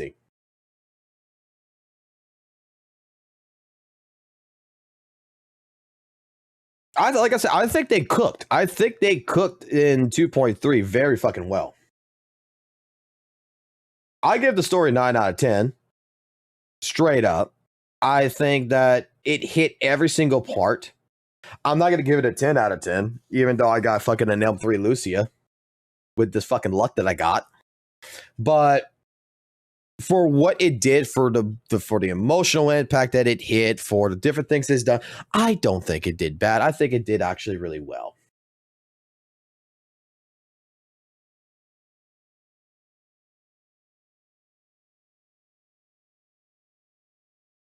Another point from the subreddit is 2.3 didn't push the plot, and it feels like Phil. I'm not sure about that. I can say that for the majority of it, yeah, it didn't push the plot too much, but it's a filler episode in that regards. But the ending did push the plot. When we see Yi and Sarah, Senior Yi and Sarah, that is basically right there. And going into where we know that the next patch is going to be something to do with that. We got plot development. We got the ending. The ending basically says, hey, look, we're moving into this. The plot is still moving. I just give it a 9 out of 10 because of fucking Manato. I am not going to fucking lie. You guys can say you're being too much of a glazer or whatever. Dude, when I saw fucking Manato fucking do the fucking soul bad guy shit in a sense, like, this motherfucker is going to sacrifice his life to open up that fucking case. Like, he's going to go do it. And then his dark side comes in. He's like, and they did. Okay, hold on. Let me go find it. I'm going to tell you exactly what the fuck I felt like.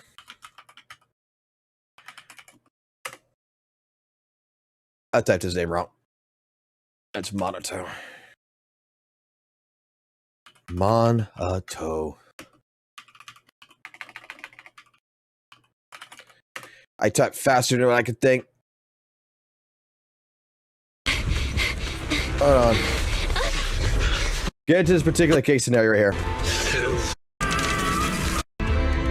This part right here is what made me go for a 9 out of 10.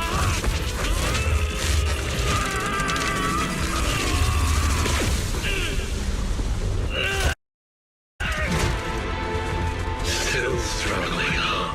It's you.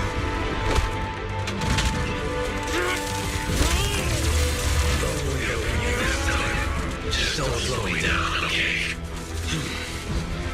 Bring it.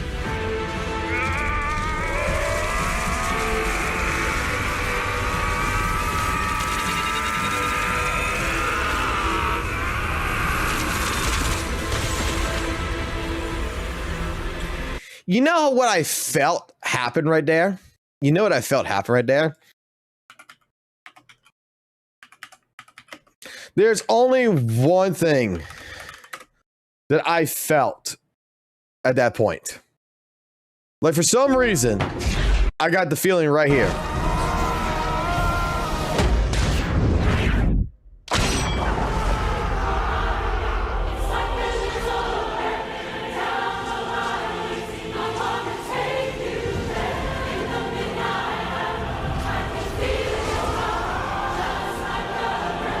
I know it's not the same, but it feels the same to me. This felt like that fucking moment.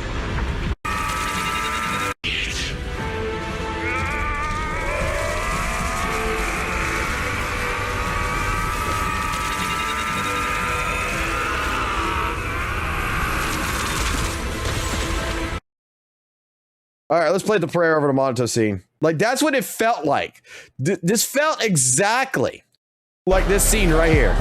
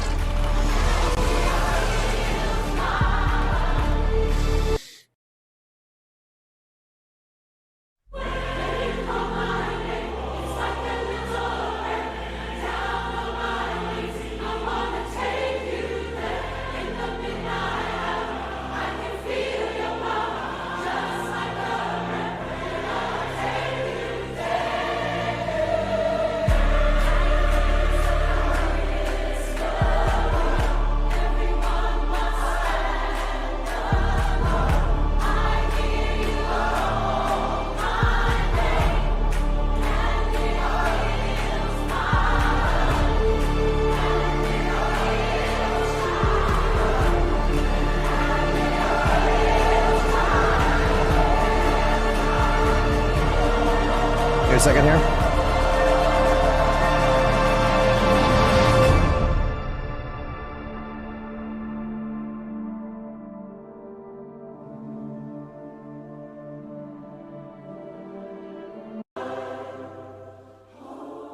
Let's see, I need to get the...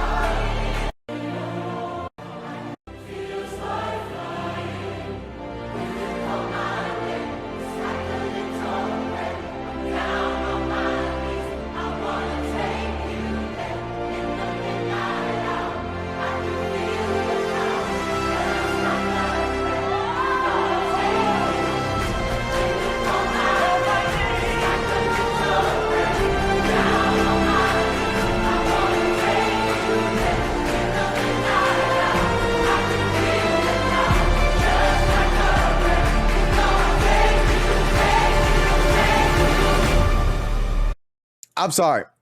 That is what I felt like. The Manato, that entire Manato situation with the Dark Manato, it was just this scene right here.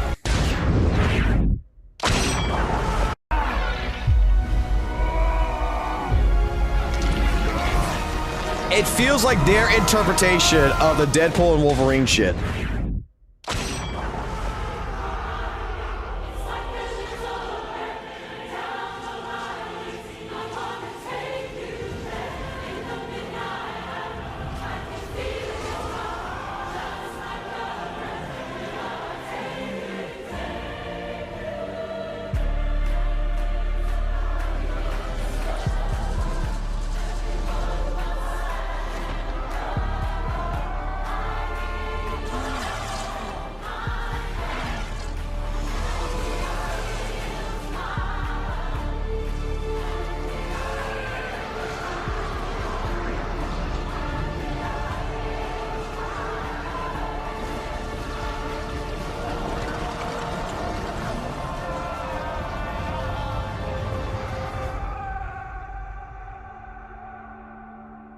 The Wolverine.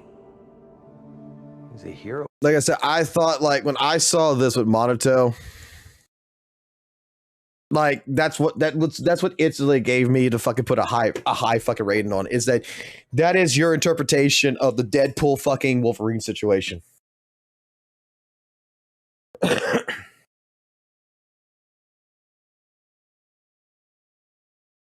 I have not looked at the Loki Gotcha. I'm pretty sure I know, like, I have my own opinion on it. I've already looked at Gotcha Smack's vid.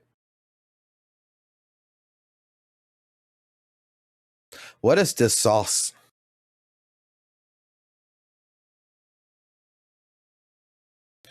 What is bro's sauce right here? Bro, what is this sauce? I don't give a fuck about the video anymore. I give a fuck about this picture. What the fuck is that sauce?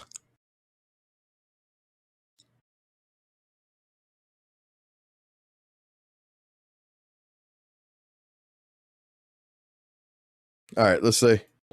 I don't think I'm gonna watch this entire thing, but I do want to give my take on the whole Kuro view botting situation, because some people are sweeping this under the rug as like a minor thing, a very minute issue, but there's definitely some fallout and there's a lot of truth to what's going on. So Smack made a video, the Kuro Games view botting situation is true, and I'll prove it. Basically, let's see if he says and you say, yeah, sure, go for it. And so what happens is, give it about 48 hours or so, you start to see your video just spike the hell up. Now, what's odd about this is that you don't get an increase in pay. You don't even get an increase in likes. That's one thing, right? That's one thing to know. If your video has been It depends. You won't see an increase in pay, right? If I see a video pop off at 300,000 views and I haven't had anything close to that before, I'm expecting like I'm expecting to see $600, $700, $800, right? Depending on whatever the what is it, the CPM. Again, it depends. Is around that time of year, but like you definitely should expect a increase. That goes. And so let Loki roll. I'll talk after. Okay, first thing, right? Ekvin made a video on the situation and volume is too low, bro. I can't fucking adjust Loki Gotcha's fucking audio, bro. Like, my shit is capped. Like, is this too low? In my world. Whoever you think I am, you got the wrong guy. You hear that, right? You hear that? Like, look, it's Max. Heavily dislike bombed.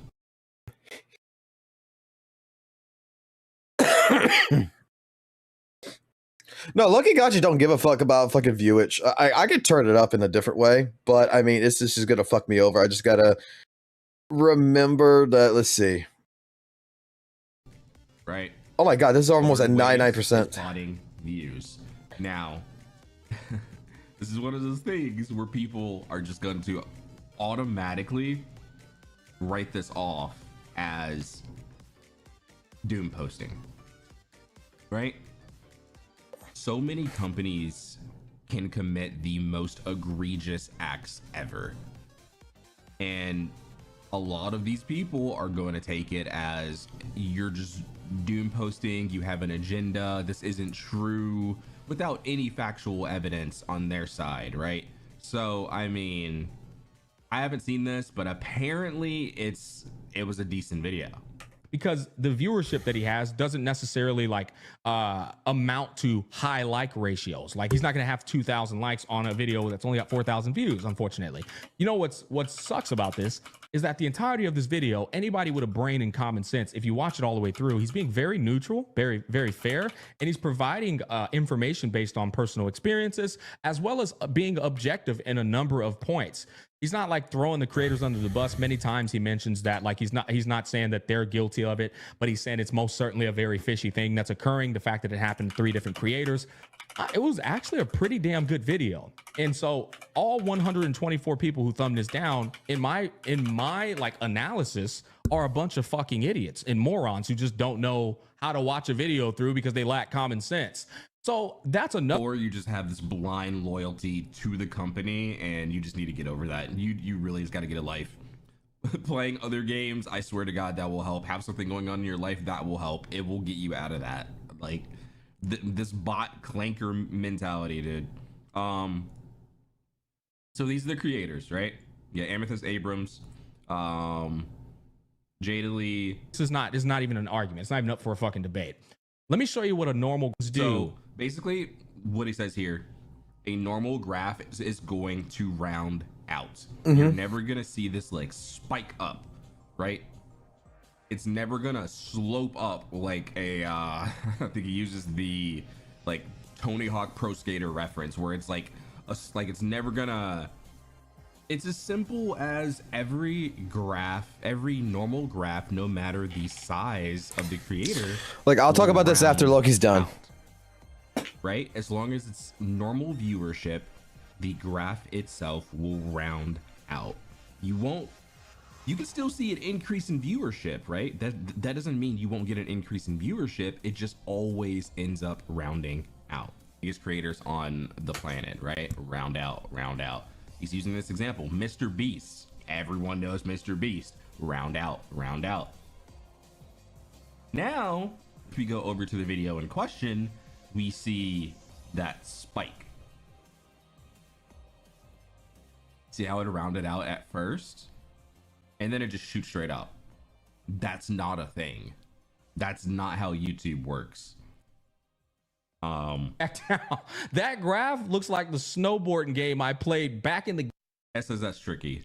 gap. I can't remember if it was PS2 or it's the same thing here. Click. Oh, look at this. Round out, right? How And graphs. age is a part of this as well. And I'll get to that later because I'll just get to it now. Let's see. Right here, right? You see age tweeting.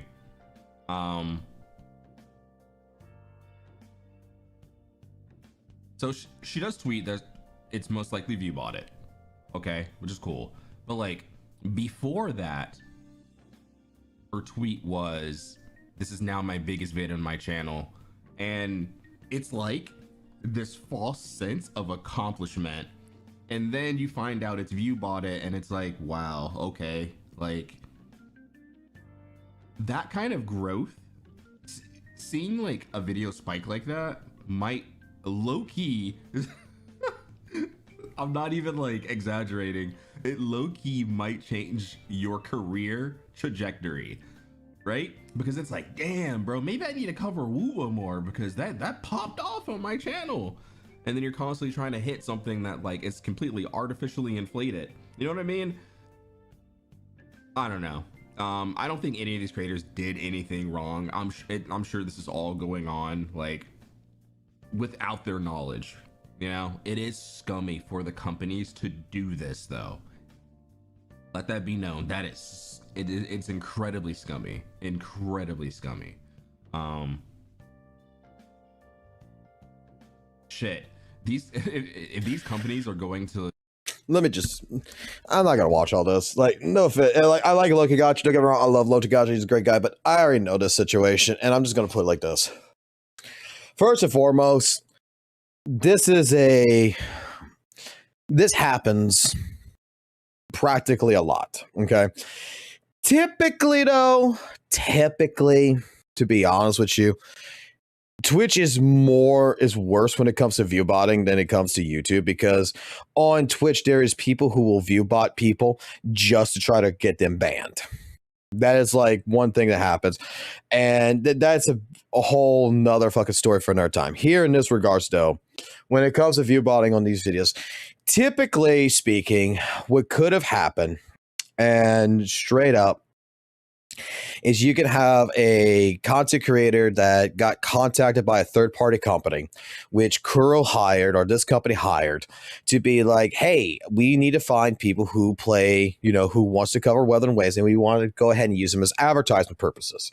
So you get a contact, like I've shown this email before. I've gotten an email like this, and let's just put it this way. They didn't go with me because I offered it way too high of a fucking price. I offered it way too high of a price, but it would have happened on this fucking channel too. Let me go pull it up real quick. Hold on.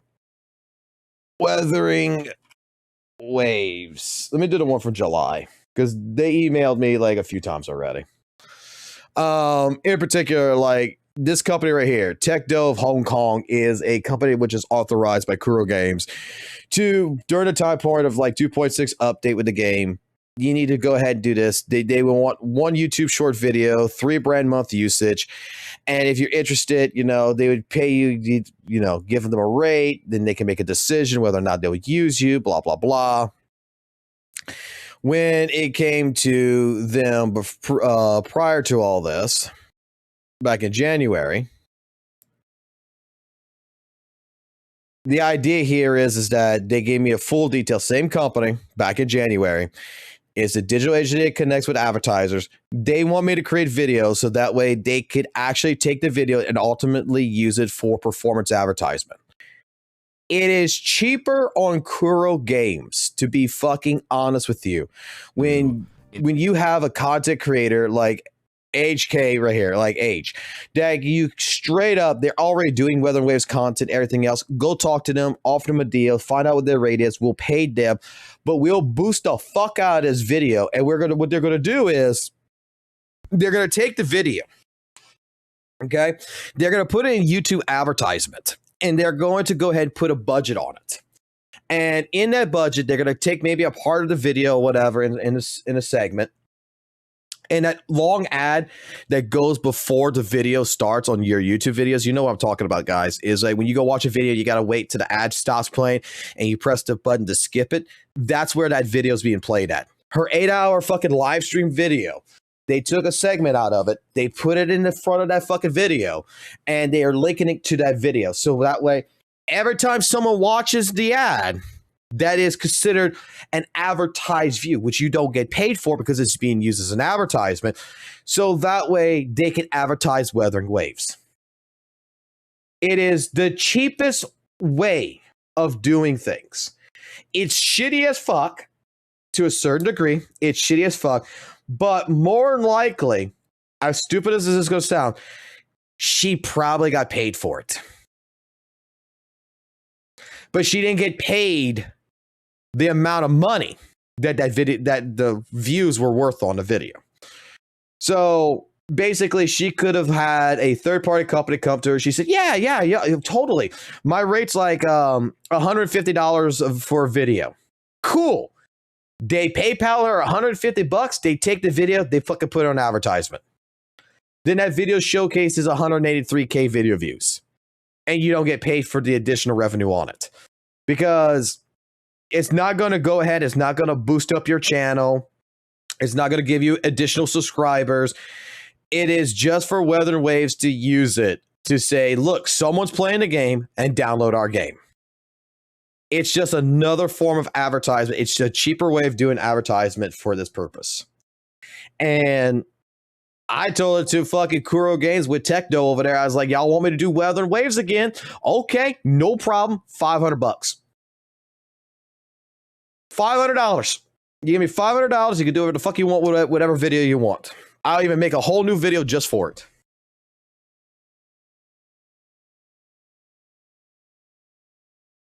But because my rate was too high, they weren't going to go with it.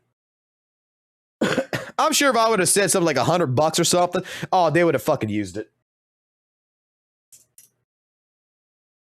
Because it's happened to me before. Now, I will say this graph shit that like Gotcha Smack talks about, like you see how it rounds off and it spikes back up and such.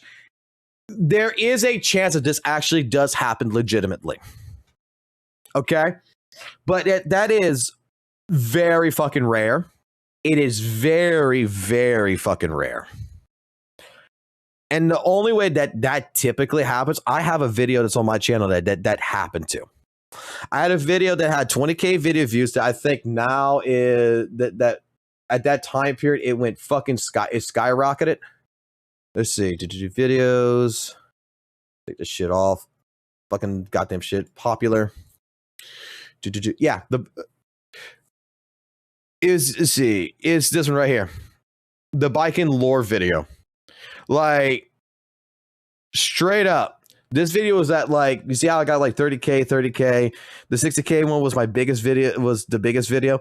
But this video was like at fucking like 20K. Do I see the graph on this one? Yeah, I see the graph on this one to showcase this. You see how the video right here? Yeah, you see how it leveled off at 30K and that was it? Perfectly fine. But then it went back up again. And then it rounded off again right here. That was because at the time period when I posted this fucking video, fucking biking wasn't out yet in fucking Guilty Gear XR. It was basically me just doing the video, the lore of fucking biking and everything. And then when Maximilian dude fucking did his video of biking and he played biking, that was the next fucking video that came in after his video was done. So then when a big content creator covered biking, I got a spike in video views because the next video that came after his video was the one that was recommended. So sometimes, like I'm saying, like sometimes when it comes to the view botting scenario, oh, this guy's view botting, it might not be the fucking case. In this case scenario with gacha games, I think it's a bigger case. I think it's a really big case that could be the possibility. But that would be like, okay, that would be like, for example, Vincent or Arikato makes a video about, you know, a review of the story of Weathering Waves. Okay. And they make a review and the video gets like 3K video views. And for the next week, it just levels off. And, you know, you're going to see like a view here, view there. So it's going to go up a little bit, you know, but still it's rounded off. And then all of a sudden you have someone big that comes into the gacha community. Let's just say it's Tectone. And Tectone watches Arikato's video or Vince's video. And then all of a sudden that video gets a spike. Okay. That's not view botting. That's just something that happened. And then all of a sudden he posts that video up on his YouTube channel. Then people just come to the video. And then that video just, which normally was at like 3K video views, just went up to fucking like 10K in matter of fucking 24 hours. It was a night and day difference. It's not view botting. It happens. And then let's just say 6 months down the fucking road or whatever, that some content creator becomes big or whatever, and they play fucking 2.6 or 2.7 story, and they regard how shit it is, and then because Vince's video is already fucking there, boom, the next recommended video is 2.6, and then people, when the video's done, it auto plays to the next one, or people click onto the next one and they see it. You can't have spikes that happen like that. It's very rare to get a spike like that. It's very fucking rare. But you can get them. I'm just like when I'm looking at when it comes to Kuro Games, okay, and all these third-party companies, yeah, it's fucking bought it. Weather and Waves is bought it on Twitch. Weather and Waves is bought it on fucking YouTube. Weather and Waves, ZZZ is probably one of the games is the least amount of botting, but I think there is still some botting being done to it. It's just that right now the reason why it's the least amount is for the particular case that currently just going to say currently, it's more or less that ZZZ is not in a spot where they're going to be paid for advertising, because like ZZZ has like probably, last I checked, was the least amount advertised. Gijin and a Honkai Star Rail is got the most advertisement over ZZZ. It's like, I don't know why, but Hoyoverse really does not want to fucking promote fucking ZZZ as well as it does. ZZZ's entire structure is like it's promoting itself. The content creators is what's keeping it alive. The people who's putting up videos on this is what's keeping it alive. I don't think Hoyoverse is keeping this shit alive. Hoyoverse is just letting the ZZZ do whatever the fuck it wants to do. That's what I feel like.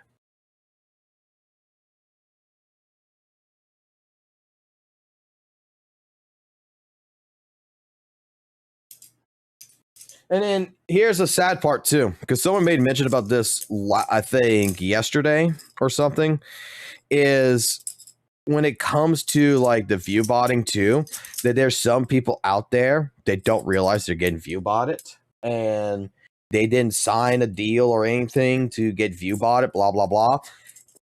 Some of these companies as well, not gonna lie, some of these PR companies will do that shit on purpose too. They will find someone who is streaming it or who is doing a video on it, and guess the fuck what?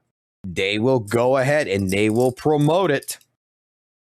And they will do without letting that person know that, hey, look, we're going to go ahead and use you as a way of advertising the game, because again, bad publicity, good publicity doesn't fucking matter as long as that game is in the PR, in the public relations world, with that PR company. As long as that game is being showcased to more eyes than Genshin Impact and ZZZ and HSR, then at that point in time, they're doing their job.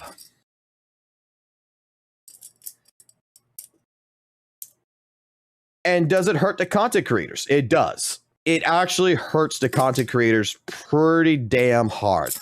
However, there's not a goddamn thing you can do about it. Except one thing, and one thing in particular. You gotta stop fucking streaming. You gotta stop doing the content. And that sucks.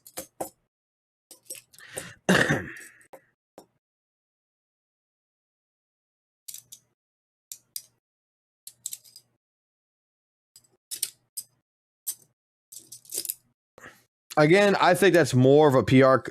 Again, I'm going to say for age, I think there could be simply like an email that just went off that she talked to someone or whatever, blah, blah, blah. And she said, oh, yeah, 100%. Go ahead and use my videos for advertising purposes. I have no problems with that. And probably made some kind of a fucking deal with them to get paid a certain amount of money. And thought the end of it, and then realized that was what the case was. And then holy fucking baloney, you got a video that has 183k video views on it, and walla bing walla boom, you don't get monetization on it because the views are coming from advertisers. And if it's advertised that way, you're not going to get money. Like I had a friend who thought that they can, because let me put it this way. Okay, I had a friend who did this shit, who's on YouTube. I'm not going to expose who the hell he is, because he's got a fucking Let's Play channel. He plays all kinds of games. He doesn't just play fucking gacha games. He doesn't play just fighting games. He plays all kinds of games. And originally, one of the tricks that he used to make money is that he would spend like $1,000 on YouTube advertisement to advertise his videos, his shorts and everything. And then guess what? He actually made money off of those videos, because a couple of years ago, a view was worth a view. It was monetized. Even if it was even though it was an advertisement, it was still worth money. He did it to get the money. So he was basically view botting himself to make more money. So he would put $1,000 in and he would get basically $2,500 back, because those views would count as a monetization view. And he did this. And then when YouTube changed the terms of services of how advertisements worked and that you couldn't do that shit no more, well, he stopped doing it. And now his channel's only got like, you know, every single video's only got like 600 video views on or whatever. And he's not making no money right now. There is some people who have played that game, who have done it, they used to make fucking money on that shit. But YouTube changed that shit. YouTube fucking changed the rules on that shit a long time ago. And shit, I even thought about fucking doing it a couple of times. Because when it was shown to me that, hey man, I'm making money by basically cheating the system like this, and it's legally cheating the system, I'm like, holy shit, I could put fucking, you know, $500 down right fucking now and go ahead and put a video up and go ahead and get a whole bunch of video views and make money. I could totally do that myself. But then again, after looking at everything and all that other stuff and then all the changes, yeah, can't do that shit no more. It's not counted as a monetization. It's not count as monetization. It's now counted as what it's supposed to be, advertisement. YouTube live stream has many potential to beat Twitch, but YouTube too damn lazy. It's because YouTube don't want to take the risk again. They already tried. They tried at the wrong time, and they don't want to. And they don't want to try it again. Like, they really don't want to try it again. Like, you got to remember, YouTube had gaming YouTube, which was for people who uploaded gaming videos and live streamed. They were trying to compete with Twitch. And the problem is that it didn't work. Because at that point in time, fucking Twitch was like, you know, you're fighting against Twitch at the time, and we were fighting, YouTube was also fighting against Mixer. If YouTube would have waited and just kept doing what they're doing right now and would have tried doing it like right fucking now, I think they would have I think they could have seen a whole entire new success. I think YouTube should try it again, but I think the risk alone of what happened last time is going to be more you know what, fuck it. No, we're not trying it again.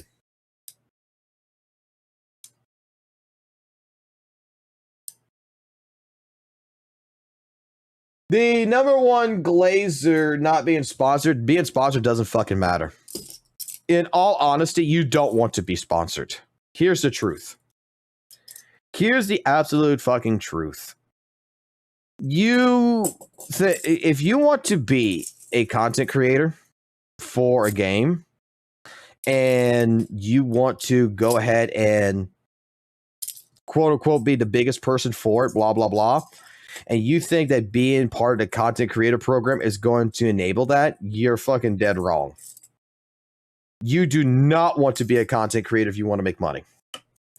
Because, like I stated this before, those content creator programs have so many different variables behind it that fucks people over. It really fucking does. Bandai, I was a content creator for. I was part of the ambassador program. I was getting copies of Dark Souls, Bloodborne. I got Dark Souls, I got Bloodborne, I got Digimon, I got Naruto that was for free. I forgot what the other game was for free, but they would send me review copies before the games were even released. And in the contracts, you are specified of what you can talk about and what you can't talk about. You can only do certain things here and there. And in general, it fucked a lot of things up in a sense. That's why, like, you know, I didn't read the contract fully for the fucking Naruto one. And when I gave Naruto, quote unquote, a bad review, and I was arguing that I did not like the laziness of the developers of CyberConnect of making majority of the game screenshots and not animate it, where they used to put an effort in the other Storm games. When I made that fucking video and I put it on my channel, I was instantly removed from the fucking content creator program. Because you are supposed to You are supposed to follow the rules. Dude, I had a contract that fucking showcased to me with Bandai. And when we talked about this, that I was not allowed to give a score no less than an 8.5. Didn't matter how shit the game was. Didn't matter if I thought the game was actually a fucking, you know, a 1 out of 5. I was not allowed to give it no fucking rating lower than 8 out of 5.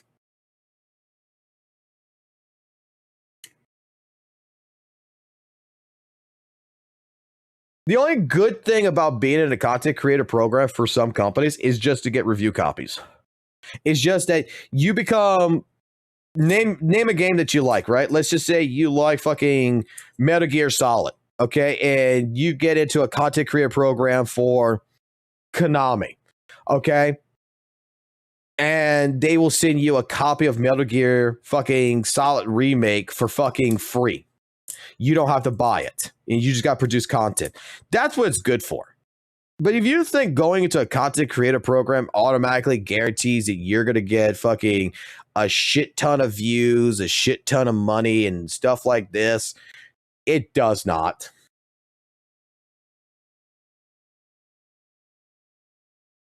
It does not. They just... They do what they want to do. Nintendo was the worst one, and thank God they killed that fucking content creator program. Nintendo was the worst one. Like, I was telling this to Vincent and shit this morning. Nintendo would actually third-party match your videos on purpose. And they would take 2/3 of your income from that video, and they would pay you 1/3. So if you got a video that made $6K, they take 2/3 of that. And you got the rest of it.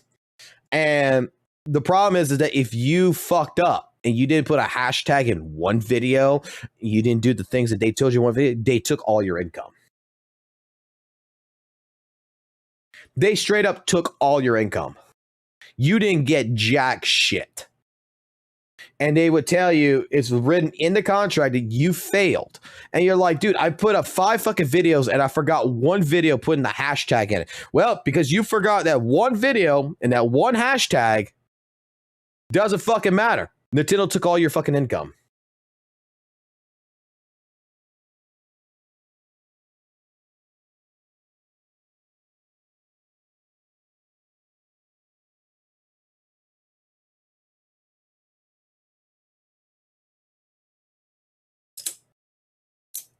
That's why, like, my friend who does Nintendo games and everything, stopped doing Nintendo games.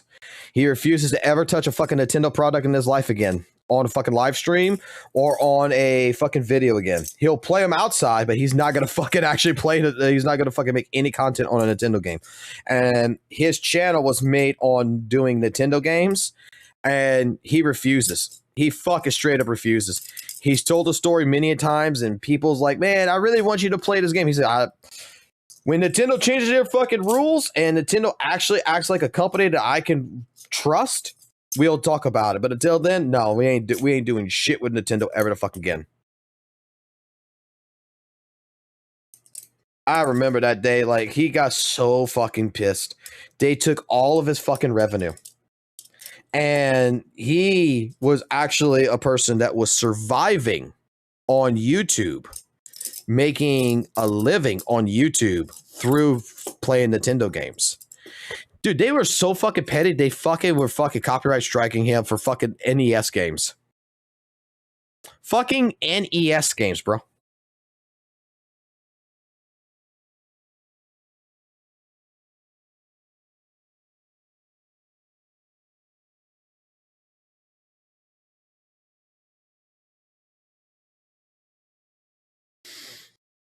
Oh, yeah. I want to record tonight. But I don't feel like recording. I really don't. Like, is that sad of me to say I don't feel like actually making fucking videos right now?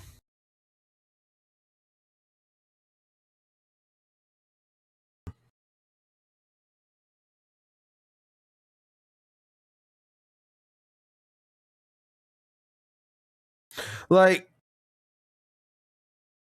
I'm just waiting for the fucking reset.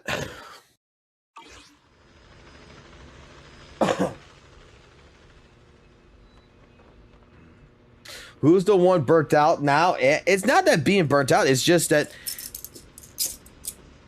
I don't know what to talk about. I just sitting here and I just want to fucking enjoy fucking playing a game.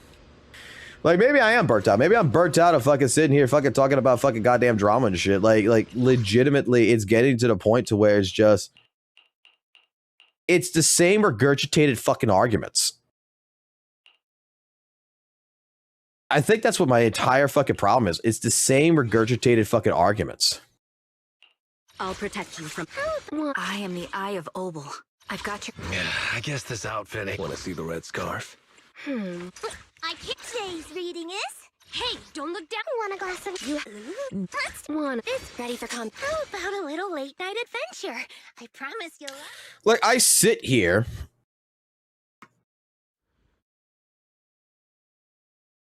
And I'm listening to a lot of these videos that we're watching and such, right?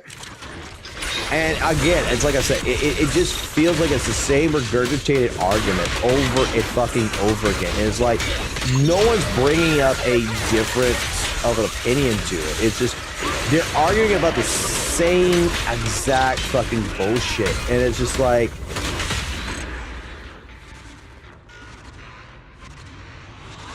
is there no one right now that has like a difference of opinion that, you know, the topic is going to kind of fucking change a little bit?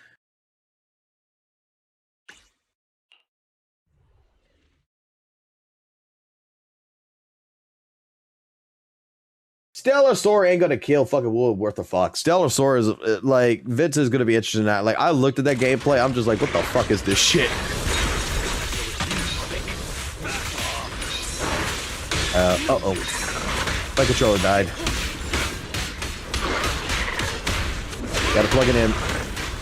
Can it last long enough for me to get through this fucking content here? Nope. There you go. Plug it in. I don't play keyboard and mouse. I play fucking controller. There we go.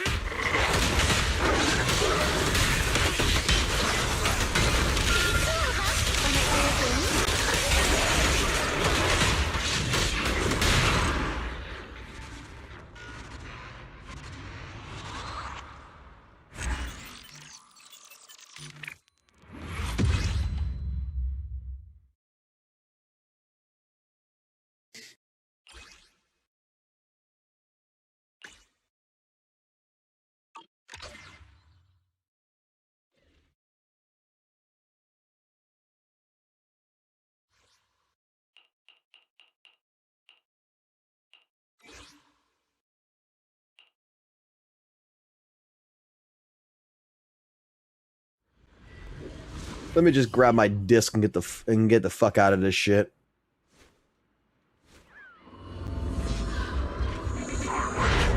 Obliterate form and spirit. Scatter.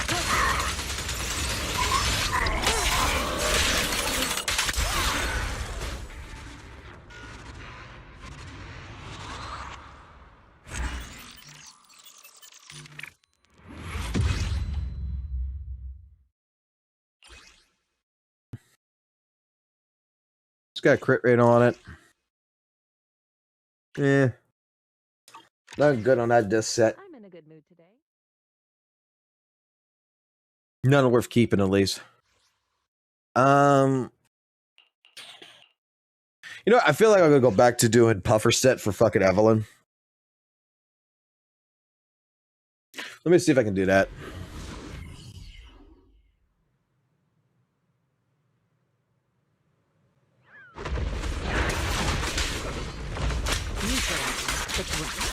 Because I put on the hormone puck set just to try it, and it works. I just don't want to be so fucking sweaty with the fucking goddamn ceiling shit.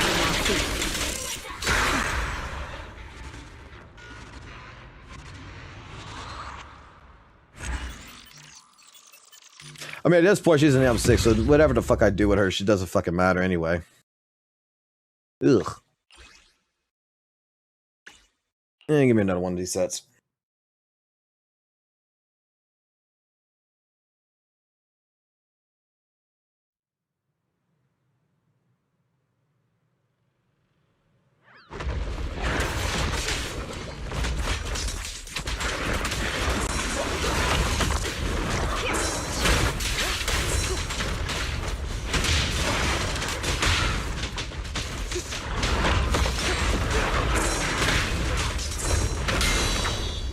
No, I need to talk to this guy named Ike, though. I keep forgetting to do this. Because I've been fucking sleeping all day and everything. But apparently I got a person who wants to be an editor, but I gotta talk to him. Because I think there is some things that we do discuss that could be turned into fucking videos. I just don't have the, it's not that I don't have the time to edit the videos, it's just I don't want to sit here and fucking edit a video. I just don't want to fucking do it.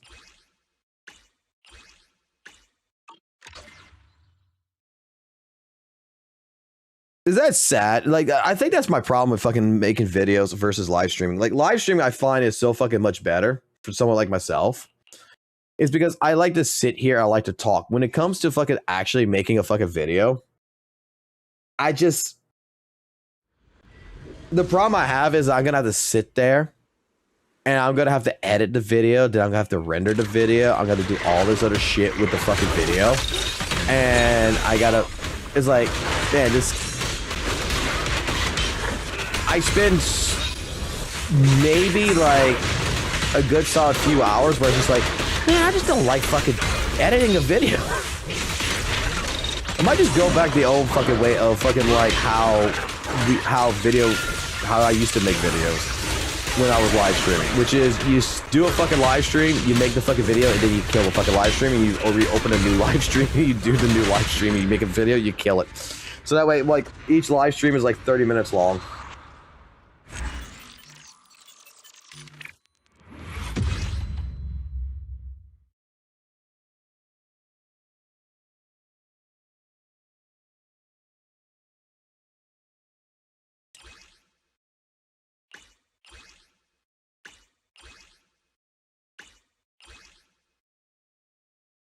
I think I'm just gonna go back like I used to do it. How I used to make videos. I think I'm just gonna go back doing that, which is I'm just gonna sit here, spend like 2 or 3 hours playing fucking video games, you know, playing fucking ZZZ, right? Spend 2 to 3 hours fucking playing ZZZ. And then after I'm done playing ZZZ, I got all the game footage I need for a while, and just go ahead and get on the mic, speak on the mic, just sit here, podcast style, and then just put whatever game footage I got together. Because, man, like, I kind of fucking want to hit myself in the ass right now because I said this weekend was going to be recording weekend. I was trying my best to make it this weekend, but that didn't happen the way I wanted to. Get rid of this.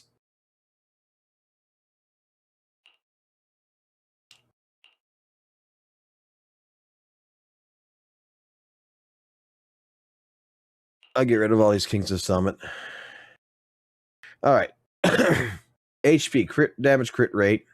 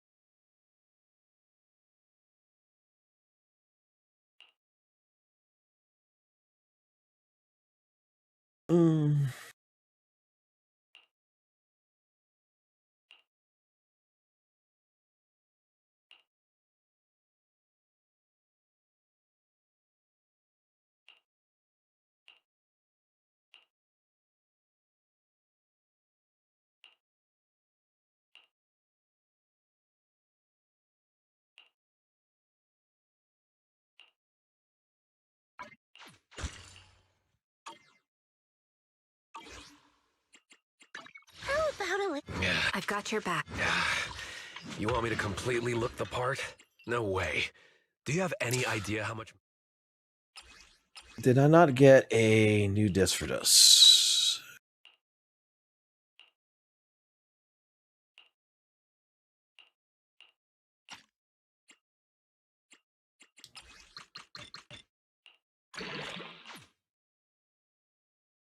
Huh.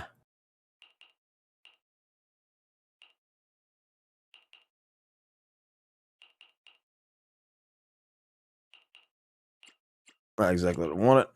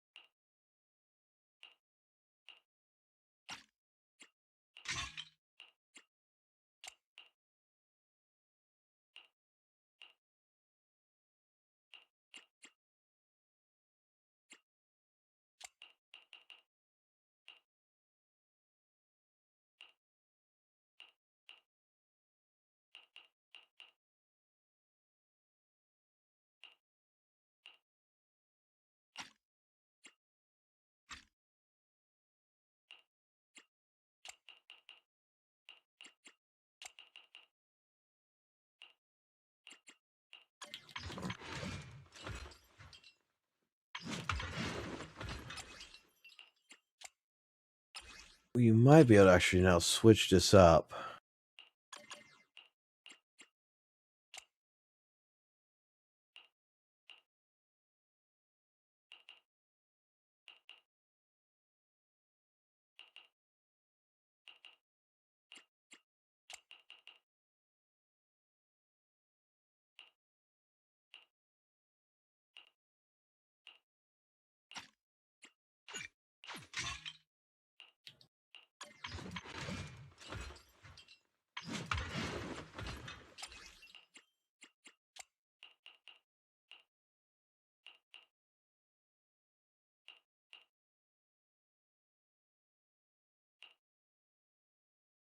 Because that's the one I had on it.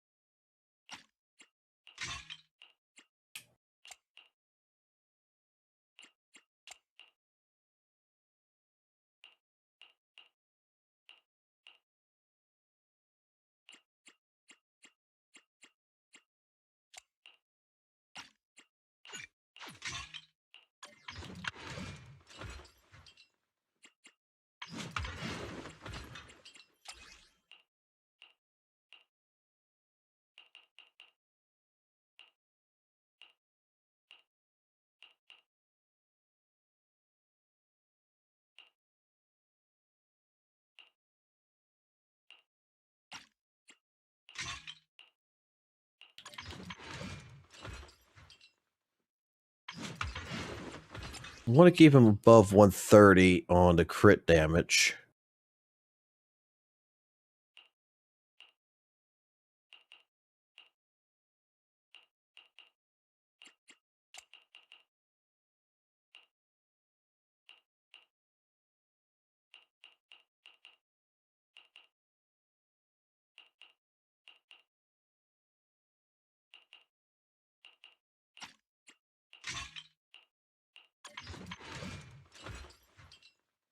That lowers it down.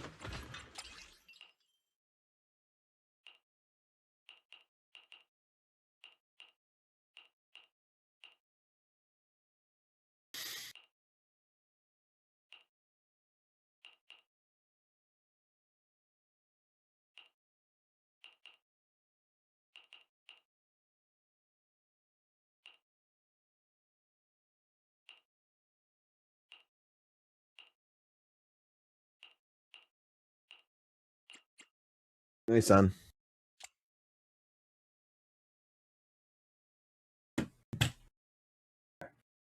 You gotta do this. Close out the game. Okay. Do this. Close it. Then you reopen it. And ta-da.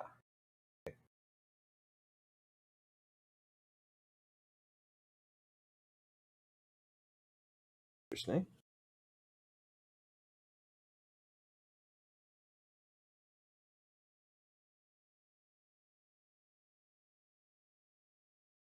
They're unavailable.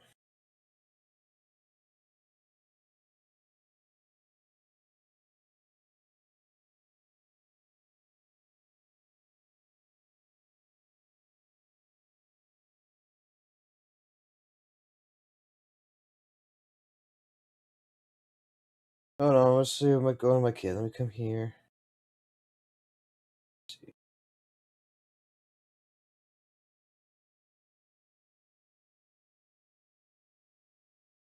We definitely need to clean this shit. Hold on. Let's see what's going on here. What happened? This is not a you fault. It's a good news. You didn't break anything.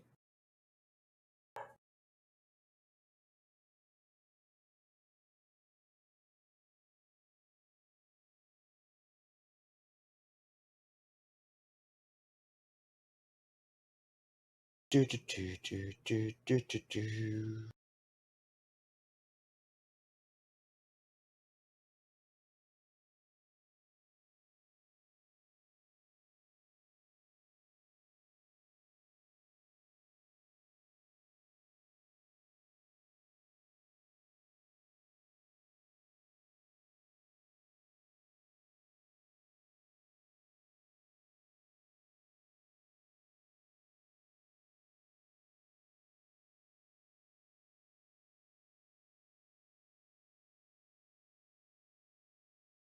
Let me do a little research on this, buddy. So his Roblox application is, let's see.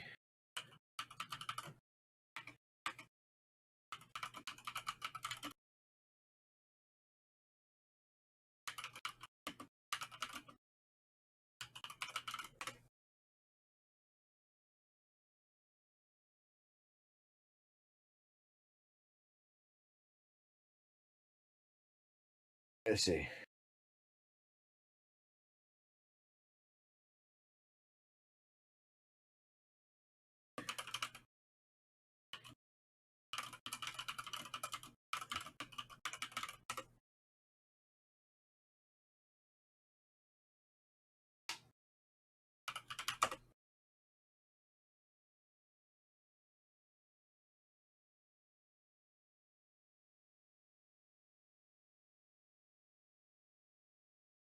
Okay. It says to do this. Hold on, buddy. I'm gonna get you situated here. Can we give Daddy a second? He doesn't operate on the iPad that much, so where is storage?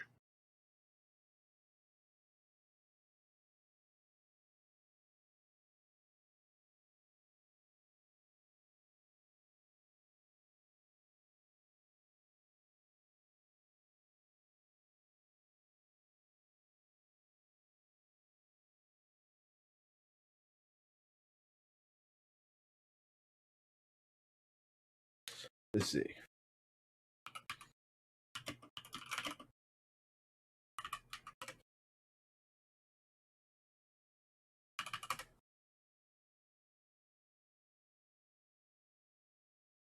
Okay. Go to General.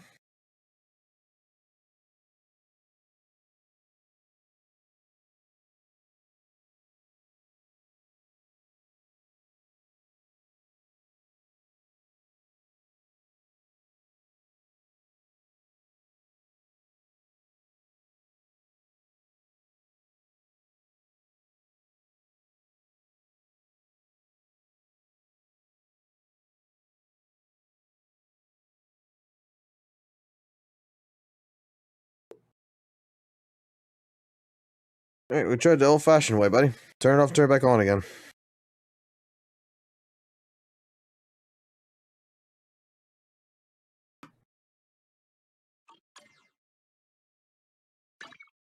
God, I can't wait for fucking Banyue's fucking goddamn fucking signature weapon to come out so that way I can fucking put it on Manato.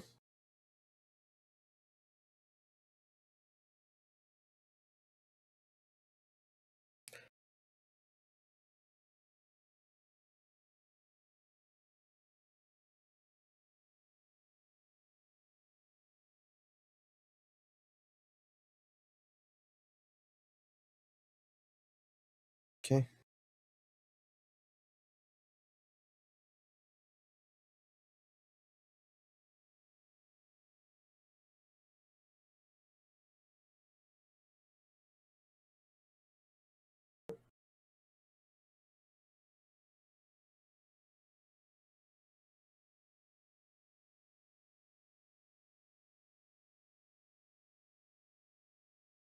Let's see. Let's see.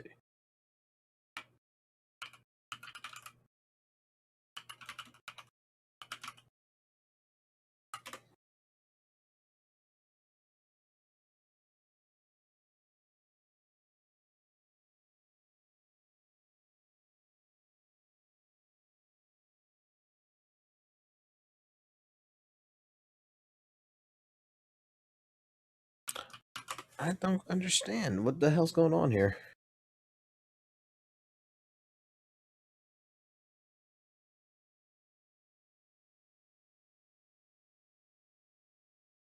I guess we're about to restart or something?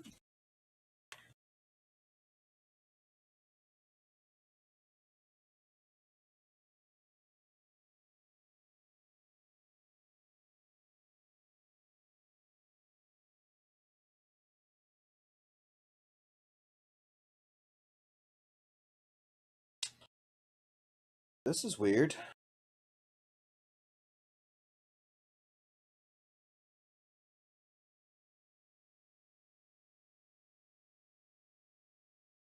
This is actually fucking weird. So let's do this.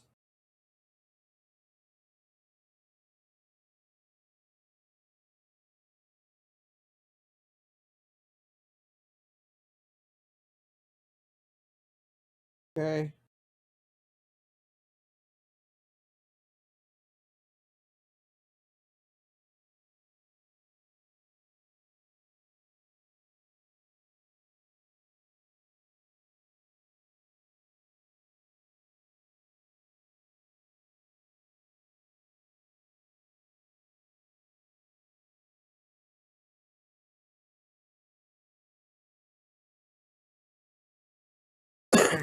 Let's see if there's an update or something. Let's see about reinstalling it.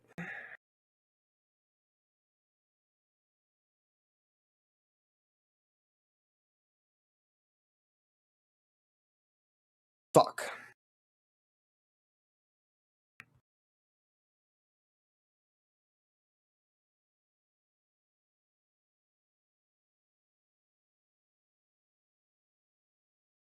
Okay, that didn't work. Let's try this. I got to re-get you in.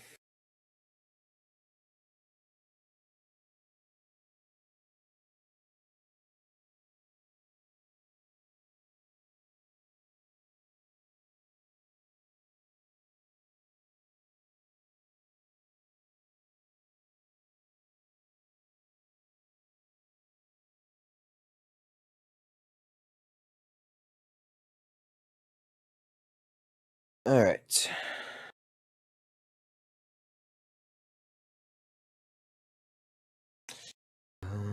It's this one.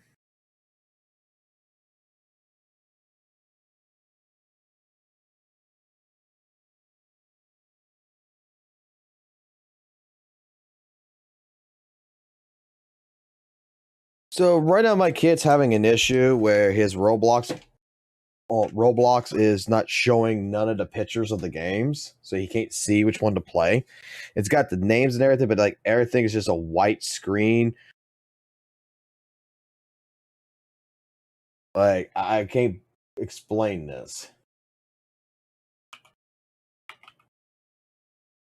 I just uninstalled and reinstalled the application.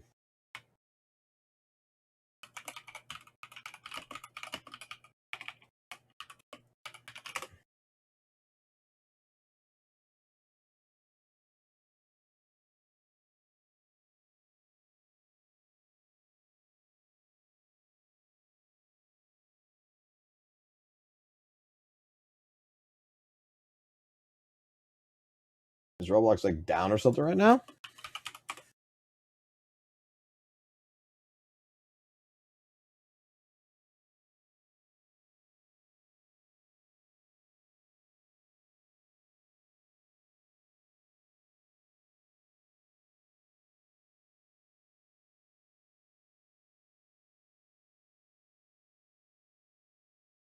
Oh.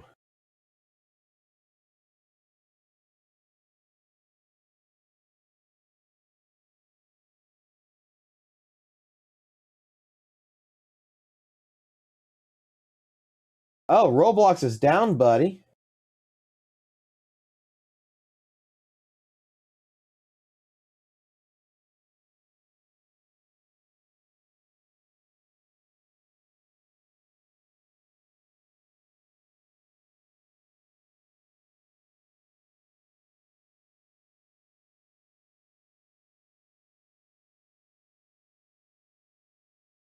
Okay, the game is down.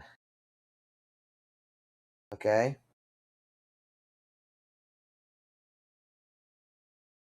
You can, yeah, the game is down right now.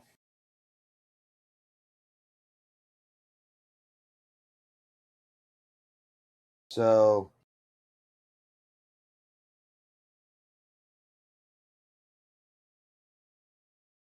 it's not you. You didn't break nothing, but you got to play Minecraft or something right now. Okay. Roblox is down right now. Daddy can't fix it. Hey, as soon as it comes back up, I'll let you know, okay? He's crying now. He can't play his Roblox. I didn't know.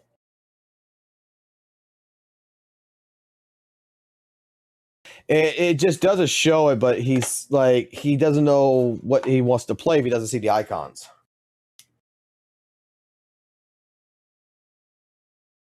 So he's just like coming running to me, upset about it. I'm like, I don't know how to fix it. No, apparently Daddy is the worst person in the world because he couldn't fix his Roblox.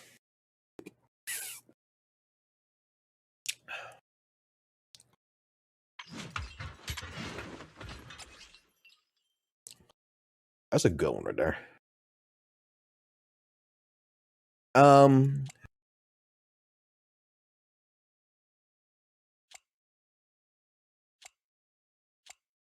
That one time I want fucking HP roll stats, to be honest.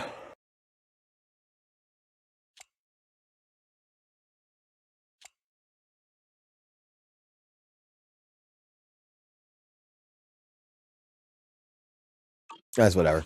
Yeah, I guess this outfit ain't too bad. It's only 3 o'clock in the fucking morning. Kind of annoying, though. Never mind.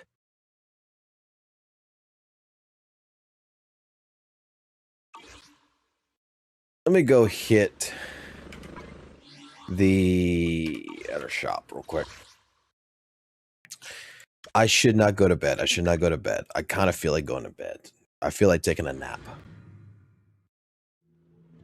But if I do that, I'm going to fuck myself for fucking goddamn work shit. I already know this. Do me 30 of these real quick. In D minor. Ah, what a perfect mix. Okay.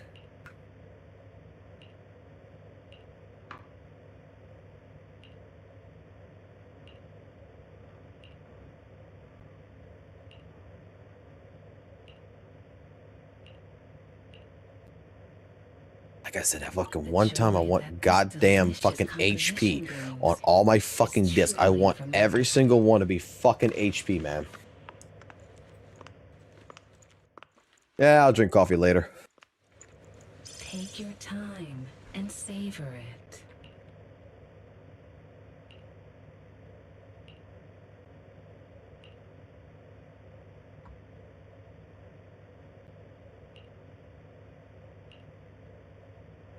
This tune exudes the essence of a dry martini.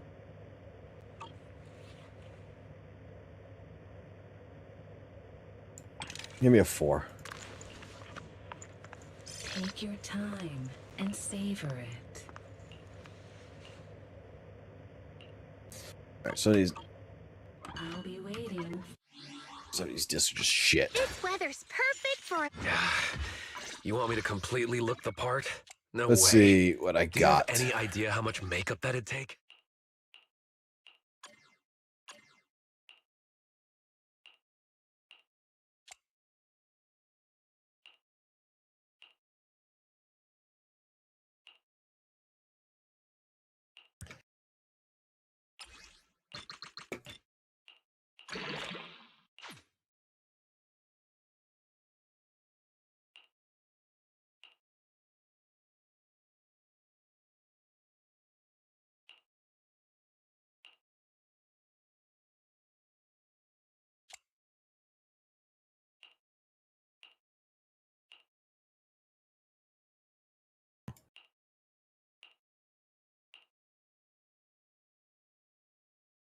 It's down. Yeah, it's a global issue. I can't fix it.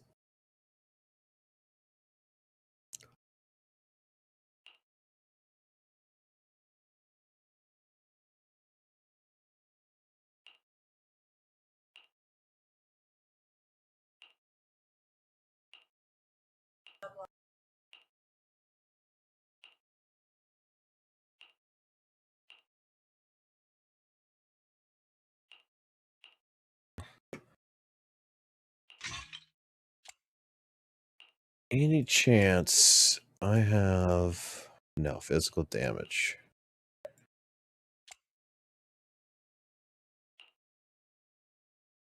This one's a crit rate. It has HP on it.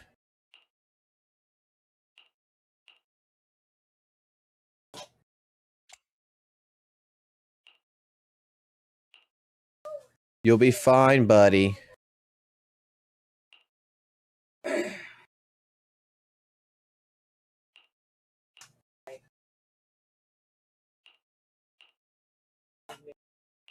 Logan, do you want to watch a movie?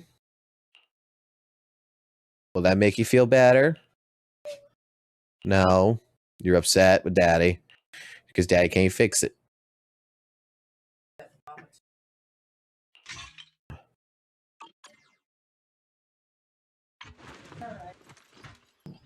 Damn, that really fucking lowers down the fucking shit, though.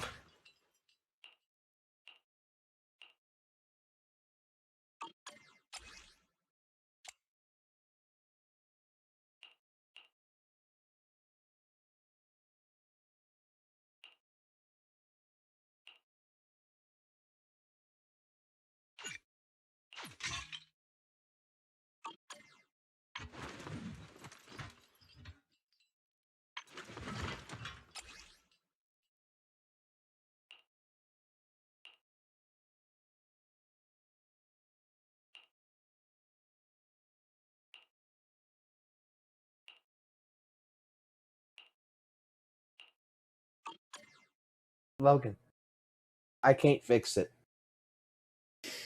The only thing I can do for you is give you a movie, buddy.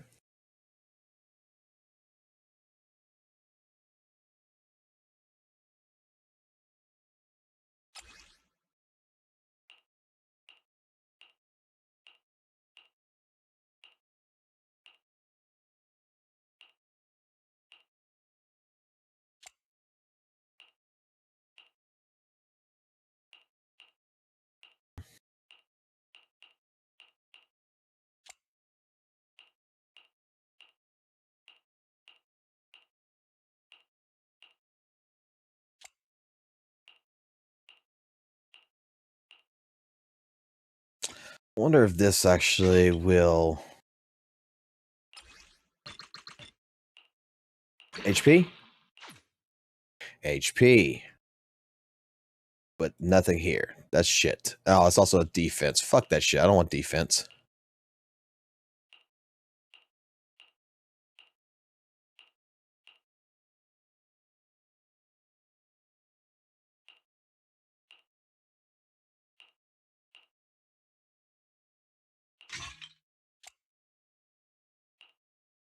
Physical damage, just shit. Don't need that.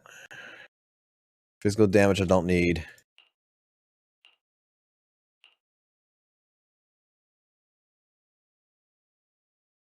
This one is an HP.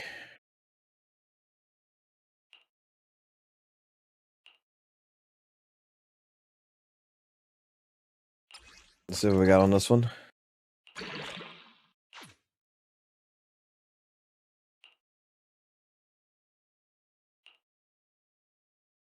I got a better one right now.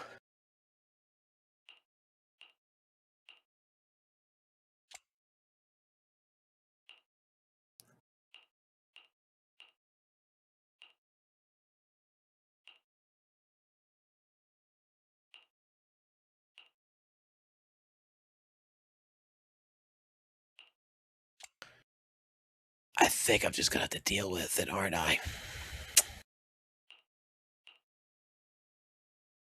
Like,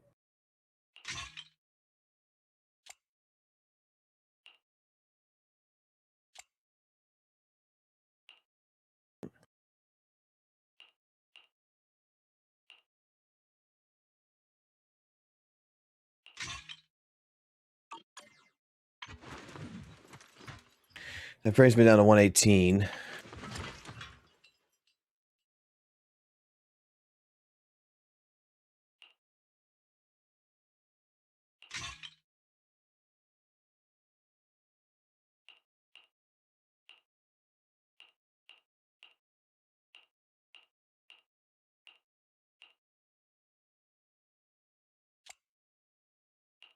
Uh,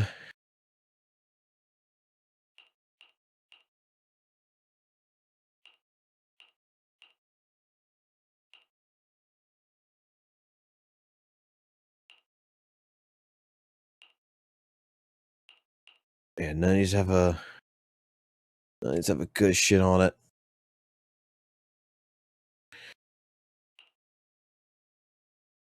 This gives me 3 crit damage.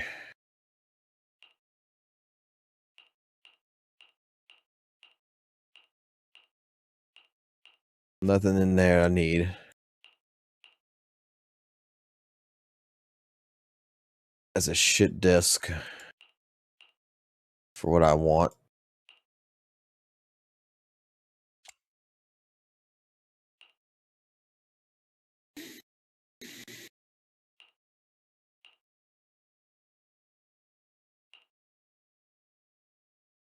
If that was fucking HP.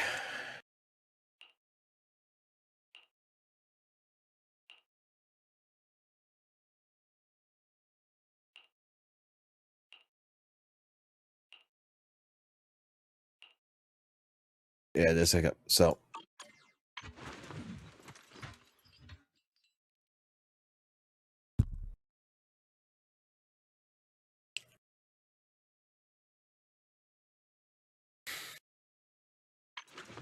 it was better like it was before.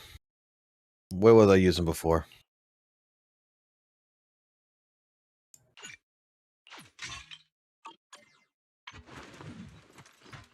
Oh boy, what the fuck was I using before?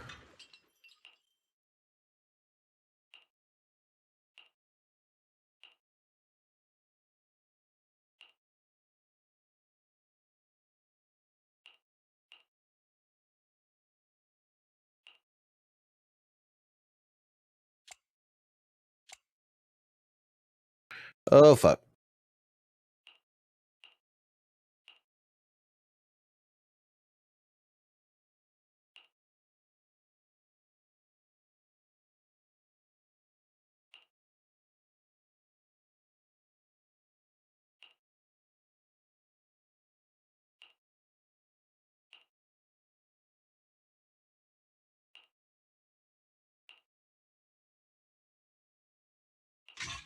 Was this one?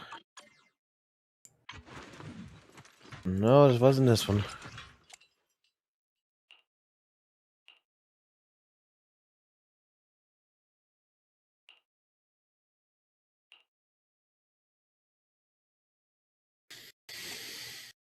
HP.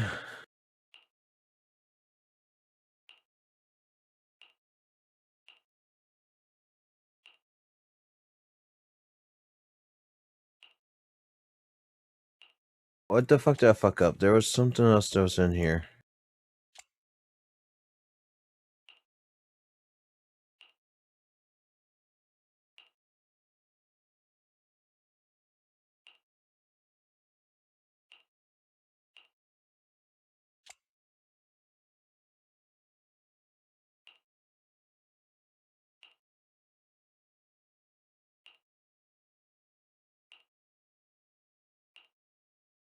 That's not going nowhere.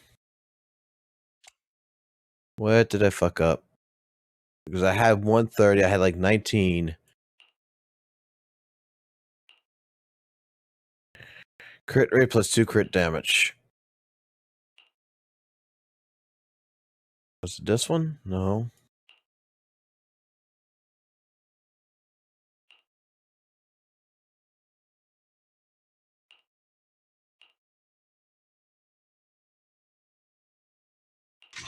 I don't think it was this one, was it? 138, 57.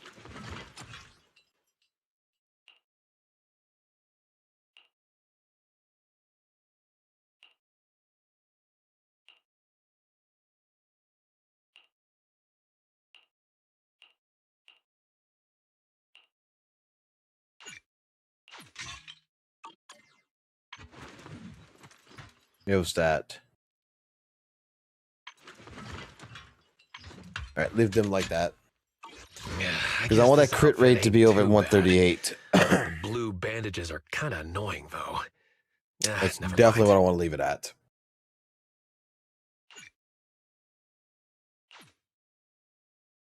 Okay. I'm just going to end it for right now. My son's upset. He is in a pissy mood. I'm going to turn on a fucking movie for him, and we're going to sit here and watch a movie while I get ready for work in the next 3 hours.